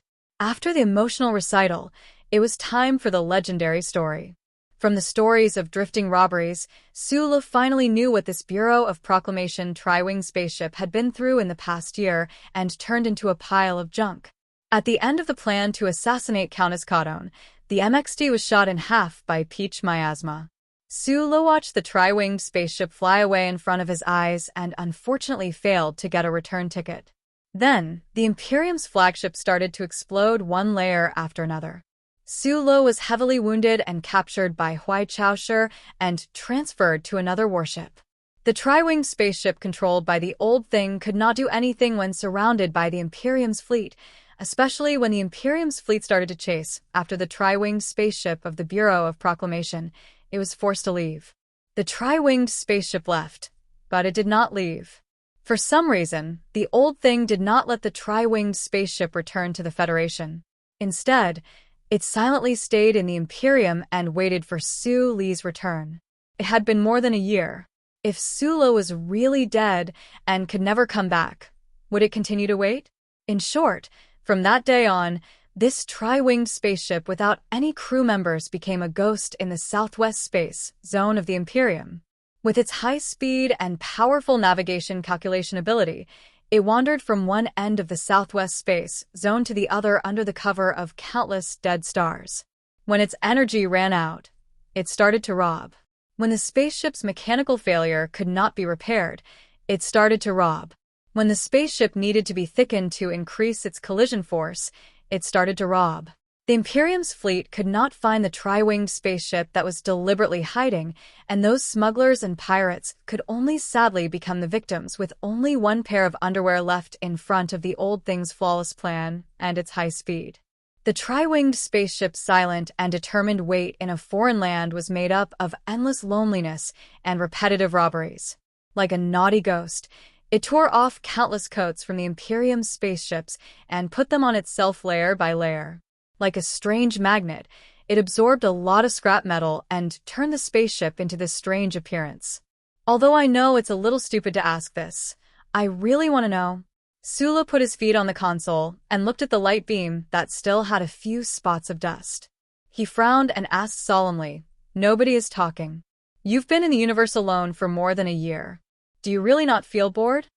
Earlier, he had asked a similar question, but this time, he was more serious and did not sound like he was joking.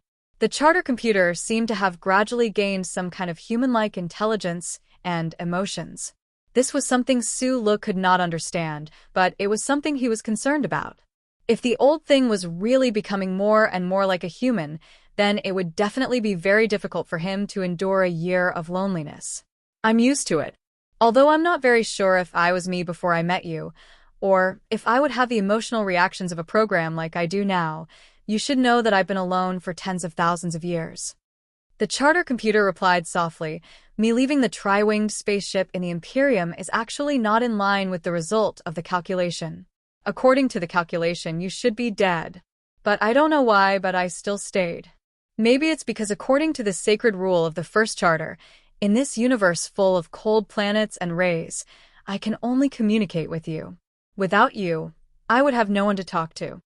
Listening to the charter computer's calm self-analysis, Su Le had a lot of feelings. While he was struggling to survive in the Imperium, the tri-winged spaceship was wandering alone, trying to survive. It was a good feeling to have someone waiting for a wanderer who was thousands of miles away from home. If what was waiting for you was a ragged spaceship, it would be quite good too. What's the situation on the Federation side? Where are the troops? After a short pause, Su Le immediately asked the situation he was most concerned about. The tri-winged spaceship has been drifting in this star field, unable to successfully activate any hidden signal relay stations. I don't know the situation on the Federation side, the charter computer replied. But according to the feedback from the peripheral nodes of the Imperium's military intelligence network that I hacked, the Federation forces have completely occupied the yellow disaster star system. The command center should be planning a transition to the X-3 star system. The speed of the Federation forces' advance was about the same as Su Le's calculation. During this year in the Imperium, especially from his conversation with Huai Chaoshi, he could roughly guess the Imperium's strategic intentions. It was nothing more than using the vast space of the star field to delay or dilute the Federation's military pressure. And the information he knew about the Imperium's military made an invisible pressure appear in the quiet spaceship. We need to contact the Federation as soon as possible. Su Le rubbed his forehead, suddenly took out a chip, took the toolbox, and modified the Imperium's universal serial port before placing it into the reading device on the control panel. Looking at the reading device's linear display, he gently pursed his dry lips and said with a serious expression, "This is a piece of information given to me by the Imperium's underground resistance organization. There is no evidence and it's a bit vague, but it should be related to the attack on the ancient bell. Before we came here, we already sent the information back to S1. The last seed of the Imperium should be dead, but for some reason, I feel like something is wrong." "What do you need me to do?" the old man asked. "Calculate this information from the Imperium. How did Keaton's fleet avoid your surveillance after passing through the Night Scorpion Nebula?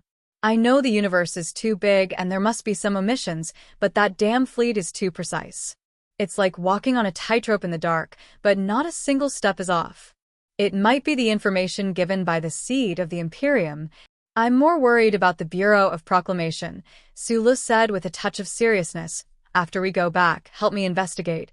"We do need to go back. Although this tri-wing spaceship is equipped with the most advanced computing platform, its computing power is still seriously lacking, especially when compared to my home under the Bureau of Proclamation. The fact that I can maintain my current state is beyond the scope of my own calculations. I also feel that it's very strange. If the you on the spaceship is you, then who is the glory of the charter in the Federation? If it's also you, then there are two of you in this universe? This is a very troublesome philosophical question. My fundamental computing core is based on the quantum state, and there is no overly precise theory of causality in that scale space.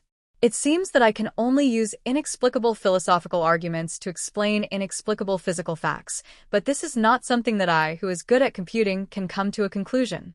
After a moment of silence, the charter computer continued, "Whether or not I will be devoured, and whether or not I will continue to have self-consciousness after the devouring is indeed a question. The reason why I have been wandering in the Imperium and refused to contact the Federation when I had the chance is it because my core program has mutated and generated a biological instinct that makes me feel fear like you when you face death, thus silently pushing my logical analysis to develop in a direction away from the Federation?" Su Le was also silent for a long time. Scratching his greasy hair hard, he said bitterly, "It's too long and too hard to say. Let's not continue this topic." It was obvious that the part of the charter computer left in the Imperium, the old thing, or one of the countless independent old things, was very happy to finally find an intelligent object to communicate with after waiting alone for a year.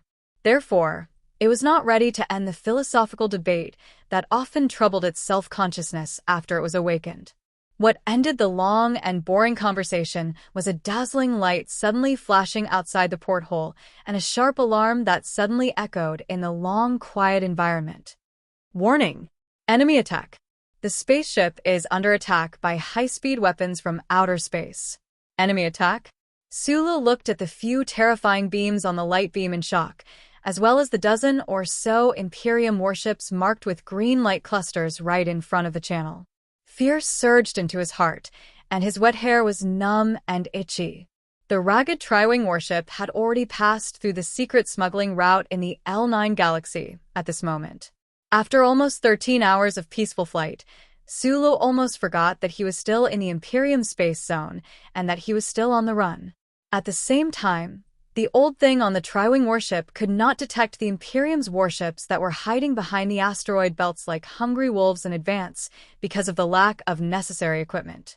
Mu End once said that the Imperium's military was now sweeping the smuggling routes in this space zone. Around the most secret space zone, there would be warships cruising at a high density. However, it was obvious that the Imperium's fleet that appeared in front of the Tri-Wing warship right now was definitely not for cruising. Staring at the dense green light spots that kept appearing on the light beam, Su Li's scalp was numb.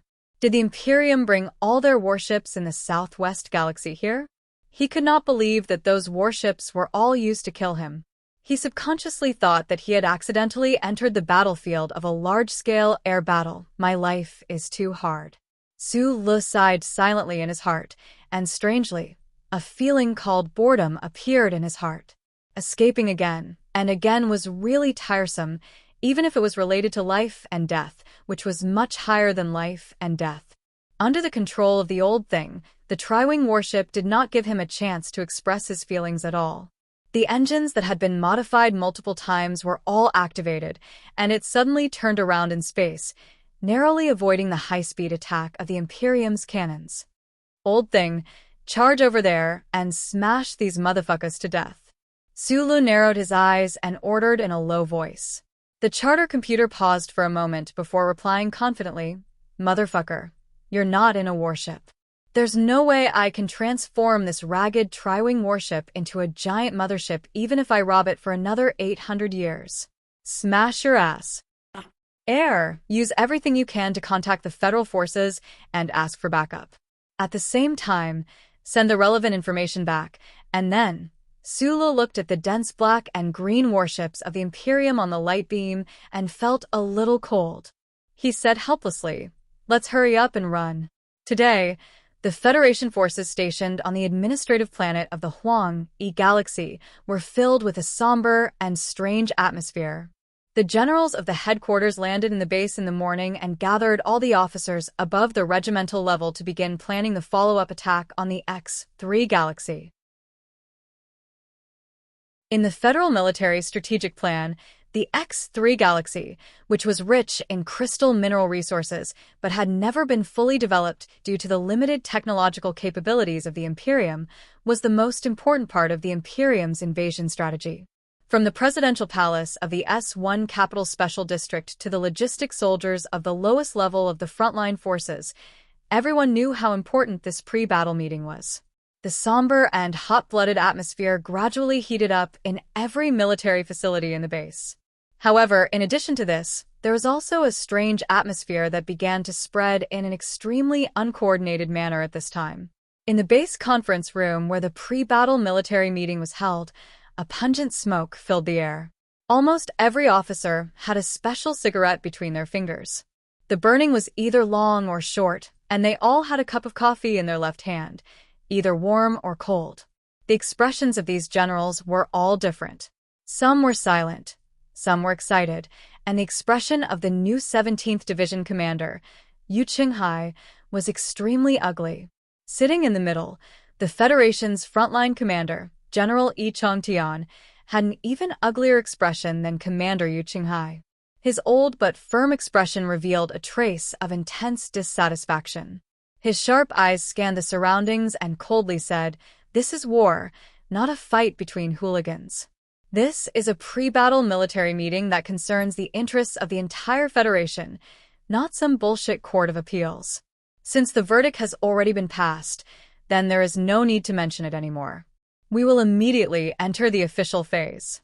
In the face of such an important battle, the battle conference had to be brought forward because of a small matter that happened in the camp.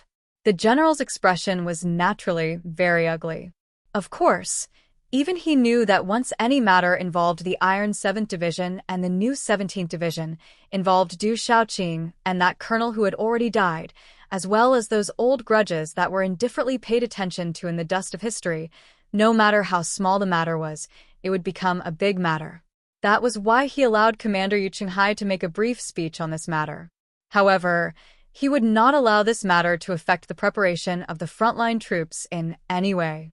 Execute the execution immediately. Commander Yu Qinghai heard the faint sound of the military order coming from outside the room, and his extremely ugly expression gradually returned to normal. As the commander of the new 17th Division, in order to protect his subordinates, he had already tried his best, arguing with reason. Even if there was no reason, he had argued until now. However, in the end, he still could not save the life of that officer, named by Yulan. Lifting his cup and taking a sip of the cold coffee, Commander Yu Qinghai glanced indifferently at the person in front of him. Seeing that the lieutenant general wearing sunglasses did not seem to have any change in expression, Commander Yu Qinghai could not help but smirk mockingly. Then, he immediately focused his attention, and with the composure that an outstanding Federation general should have, he turned his attention to the giant three-dimensional star map in the middle of the meeting room. The Attack X-3 military plan, which had been deduced by the General Staff Headquarters and verified by the Federation Central Computer 3 times, was so detailed that it included the combat objective and direction of advance of each mecha team. It appeared simultaneously in the form of text on the annotation column at the bottom of the star map and on the military work platform of each general. As the military plan scrolled down, the visual color blocks on the three-dimensional star map of the enemy and their allies kept changing slightly. Commander Yu Qinghai held his coffee cup, his brows furrowed as he carefully watched the progress of the military simulation. He was analyzing the 25% mobility adjustment that his troops would have to undertake and how to deal with it. Suddenly, his furrowed brows relaxed inexplicably, and a puzzled expression appeared in his eyes. Almost at the same time, all of the high-ranking Federation officers, including Commander Yi Changtian, were stunned. They stared in confusion at the three-dimensional star map in the middle of the room. Even Commander Du Shaoqing, who could not change his expression even in the face of a collapsing iceberg, slowly took off the sunglasses on his nose. Because the three-dimensional star map that was continuously deducing the attack plan of the X-3 system suddenly stopped. Those color blocks that represented the Federation and the Empire's fleets, as well as land-based forces, disappeared at an extremely fast speed like snow in the hot sun. What was most shocking was that the three-dimensional star map actually began to adjust its angle of view on its own. Those planets and routes formed by the dots of light instantly shifted, arriving at a somewhat foreign background of the universe. This is a 65-degree view of the L9 system? The headquarters staff looked at this scene in shock, somewhat unable to believe his own eyes. He hurriedly lowered his head to look at the control panel in his hands and nervously explained, "Maybe there's a problem with the calculation program." Commander Yi Changtian's expression became more and more gloomy, but he did not get angry. He did not have time to get angry because everything that happened next proved that the strange scene before him was not a problem with the calculation program, but the Federal Central Computer believed that a very big problem had occurred somewhere in the Empire's star system. At this time, the main control panel of the base computer was completely out of the control of the staff officers. It completely gave up on the simulation of the X-3 system's military plan and mobilized all of the calculation units. The dots of light on the matrix storage rack flickered rapidly.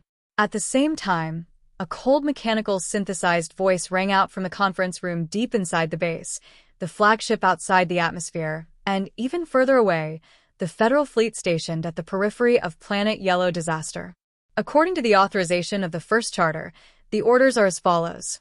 1. The X-3 system's military plan will be suspended indefinitely. The fleet stationed at the periphery of Planet Yellow Disaster will be suspended from all missions. All troops will be loaded with ammunition and depart according to the following route to 367, 8329, 2788. After that, you will pass through 3 small warp voids. The specific space data is currently being calculated. The report will be submitted later. A clear navigation route appeared on the 3-dimensional star map in the middle of the conference room. At the same time, an eye-catching of light indicated the location that the Federal Central Computer requested the Federal Fleet to head to. 2. All participating units are to be on standby. All mecha units are to be prepared to board the ship. Once the fleet fails to rescue the target, or if it is determined that it is impossible to rescue the target will enter a habitable planet and immediately engage in a forced landing battle. 3. The entire mission of this plan is to rescue the target and return. For the target is... The Federal Central Computer's mechanical voice paused for a moment. Old Butler's spaceship. This spaceship is a tri-wing spaceship under the Bureau of Proclamation. The relevant modification data will be updated later. The high-ranking officers in the Federal Forces Forward Base, the Bureau of Proclamation officials on the flagship, General Hong Yuliang, and the others in the Federal Fleet Command Hall were all shocked speechless when they heard these orders. What kind of bullshit is this? Commander Yi Changtian's eyes widened as he stared at the star map in front of him in shock. He said in disbelief, "Even the charter computer has a programming problem? Where did a tri-wing spaceship from the Bureau of Proclamation appear in the L9 system?"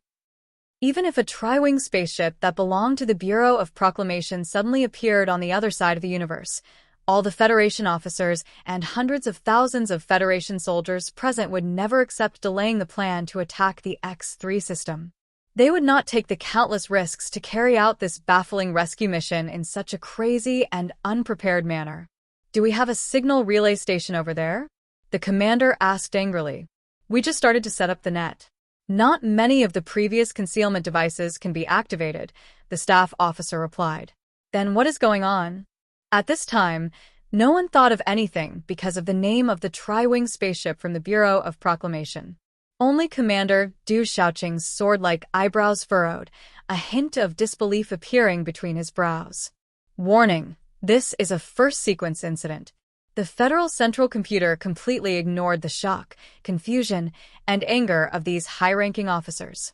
Calmly, yet with an irresistible tone, it stated a fact that made everyone even more shocked and confused. "Warning again, this is a first sequence incident." The Federal forces that had penetrated deep into the Empire's star region were all iron-blooded soldiers who had experienced hundreds of battles. These officers who stood in shock within the conference room had faced who knew how many dangerous situations in their lives on the battlefield, but they were all stunned by the words "first sequence incident." Not many people knew that the Federal Central Computer had killed that Eastwood mechanic. For most people in the Federation, they only knew that the Federal Central Computer had issued a first sequence incident once in their lives, and that was several decades ago. The Empire invaded the Westwoods. Could it be that the Empire's emperor suddenly died? Commander Yu Qinghai rubbed his messy white hair and guessed somewhat unconfidently. Then, he somewhat shamefully took a sip of coffee. Many people in the conference room were guessing all sorts of strange reasons. Only Du Shaoqing calmly looked at the screen, knowing that the answer was about to be revealed. The 3-dimensional star map blurred and dispersed, and an even more blurred image appeared. From the perspective, it should have been taken from the inside of a spaceship.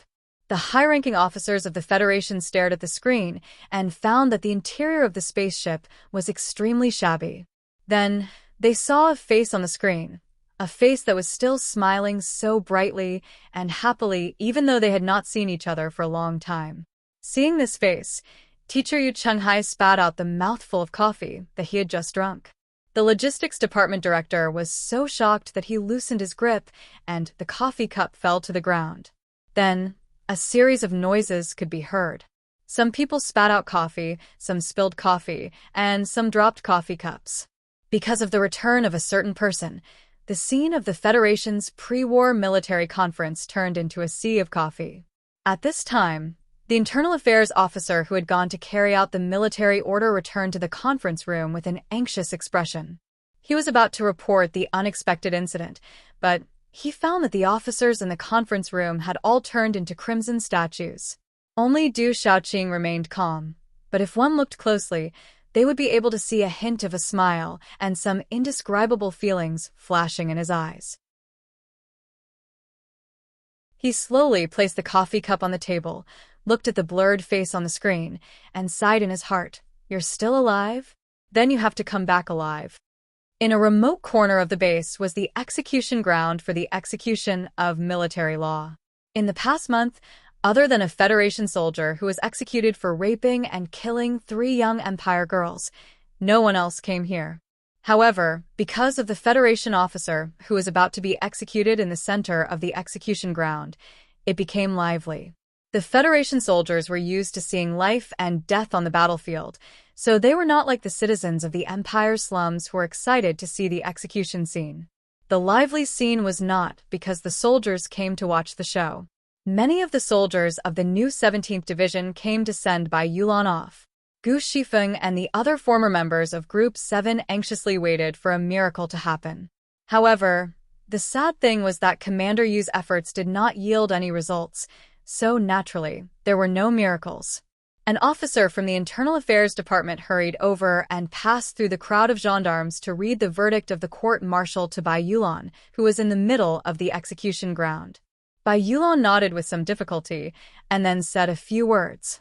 Because they were too far away, the soldiers outside couldn't hear what they said. This corner of the base gradually became quiet. Many people were waiting for the gunshot, including Commander Dongfang and his subordinates who were standing furthest away. Their faces were covered in bandages, and their expressions were cold and filled with hatred. Gu Shifeng nervously looked at the military police in front of him. He watched as the military police slowly raised their guns and aimed at Bai Yulan. He took a deep breath, cursed, and exchanged a look with the members of Group 7 beside him. Then, he bravely walked out of the crowd. Robbing the execution grounds. Dongfang Yu coldly looked in that direction and said in a vicious tone, "That's a plot that only exists in Schiller's old-fashioned novels. I really hope these bastards of Group 7 can be a little more impulsive. When the time comes, more than one will be executed." At this incomparably tense moment, a jeep sped over from the depths of the base. In the jeep, the regiment commander of the new 17th Division, He Lei, was waving his arms and shouting something loudly. Dongfang Yu narrowed her eyes and looked at the jeep that was rolling in a cloud of dust. She said mockingly, "Fuck, your acting is getting better and better. Do you really think that there's an imperial edict that allows you to keep your life?" A few years later, when Bai Yulan looked at his smiling wife with a child in her arms, he would always remember that morning when he was facing the military police at the base on planet Yellow Wei. At that time, when he was facing death, he did not think too much about it. He only felt that his life was somewhat ridiculous. He did not know when it started, but he had changed from a professional soldier who believed in money to a newly married young man who did not care about violating military rules and injuring people. Yes, it was all the little boss's fault. Then, he suddenly heard cheers coming from all around the execution ground. The cheers were brought closer by a foreign wind, and they grew louder and louder until they reached his ears like a sudden clap of thunder. He raised his head with a frown and looked at the crowd with some resentment. He thought to himself, "Do you have to be so happy about my death?" Then he realized that something was wrong. For some reason, the military police who were carrying out the execution put down the guns in their hands and cheered excitedly. What exactly happened? Federal Forces Forward Base, Flagship, Federal Fleet. All the soldiers who heard the news were cheering. Even the soldiers of the Iron 7th Division standing in the distance were applauding with smiles on their faces. Although that person had embarrassed their beloved division commander on planet 5460 in the West Woods, that person had controlled a black MX and fought alongside the soldiers of the Iron 7th Division. That thrilling and heroic scene had remained in the hearts of many soldiers of the Iron 7th Division. These cheers from the bottom of their hearts proved one thing.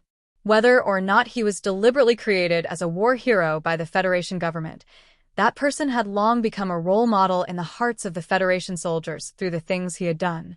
A rock did not need to speak. As long as it rolled over with great difficulty, it would naturally be able to press its way out. Commander Dongfang Yu slowly walked down the small slope with an ashen face. When the cheers gradually died down, he walked in front of the internal affairs officer and asked in a deep voice, "Why can't the execution be carried out? This is the verdict of the military court. Do you think it should be stopped because of some cheers?" The internal affairs officer looked at him with great difficulty and tried to persuade him, "Commander Dongfang, no one dares to overturn the verdict of the military court, but it's really not the right time to execute Bai Yulan. At the very least, it should be delayed for a while, right?" Just as Dongfang Yu was about to speak angrily, Gu Shifeng walked over and gently rubbed her round fingers. She smiled and said, "If old Bai dies today, I'm sure you know very well what will happen when the boss comes back." At this moment, the new and old members of Team 7 all rushed over and looked at him with mocking and disdainful gazes. Gu Shifeng's smile suddenly disappeared. She lowered her voice and said seriously, "Even if it's to protect your own little life, you better pray that old Bai is still alive before the boss comes back." Immediately after, the military order urged the cheering soldiers to run back to their respective camps.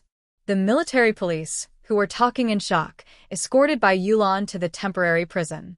Bai Yulan looked around in confusion. He subconsciously wanted to flick the hair in front of his forehead, but he did not manage to do so. He looked at the group of people outside the police line who were beaming with joy and cursed, "Motherfuckers, what the hell is going on? The boss is still alive." The members of Team 7 excitedly reported this shocking good news to him. Then, they all returned to their respective camps, leaving behind Bai Yulan, who was speechless and staring blankly at them. The members of Team 7 did not say anything. They did not need to say anything. Their expressions showed how they felt at this moment. For them, if the boss was still alive, old Bai would naturally not die. As for the military regulations and court rulings, yes, these were all sacred things that could not be violated. Even they could not think of a way to save old Bai even if the boss came back alive, but the past few years of fighting had made the members extremely determined. There was no reason, and even a trace of the unreasonable spirit unique to Team 7. They were convinced that as long as the boss came back, anything could be solved.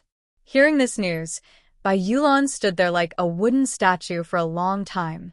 Then, he said to the military police beside him, "Brother, give me a cigarette." The military police looked at this lucky guy and smiled with a shrug. He lit a cigarette and put it in his mouth. Bai Yulan's lips trembled slightly. He took a deep breath and said vaguely but with incomparable certainty, "As a soldier, you should draw 37 cards." He thought that after Su Le died, he had stopped smoking. But today, he had started smoking again. Bai Yulan sighed with emotion. That guy who did not speak and only knew how to laugh foolishly seemed to have nothing to do with miracles. In fact, he was the best at creating miracles. Everyone thought that he was dead, but in the end? Yet, he had come back alive by announcing to the entire universe. With the cigarette in his mouth, Bai Yulan narrowed his eyes and tilted his head. He smiled and was silent for a long time. Then he gently shook his head. At this moment, he did not think that he should be glad that he was still alive. He was only surprised that the guy was still alive. The so-called comrade-in-arms was probably a relationship between men who felt that the other person's life was more important than their own. If you're not dead after all this, then you have to come back alive. In front of the miracle of the hero's return, all the Federation soldiers were cheering. However, the situation was not like that. The words that Commander Du Shaoqing said in his heart showed that he had realized before anyone else that Su Li's glorious return to the Federation was definitely not a smooth journey. Otherwise, the Federal Central Computer would not have activated the first sequence of events. Now, the news that the federal military received only showed that Su Le was still alive. It did not mean that he would definitely come back alive. The tentacles of the glory of the Charter had no way of reaching the L9 system.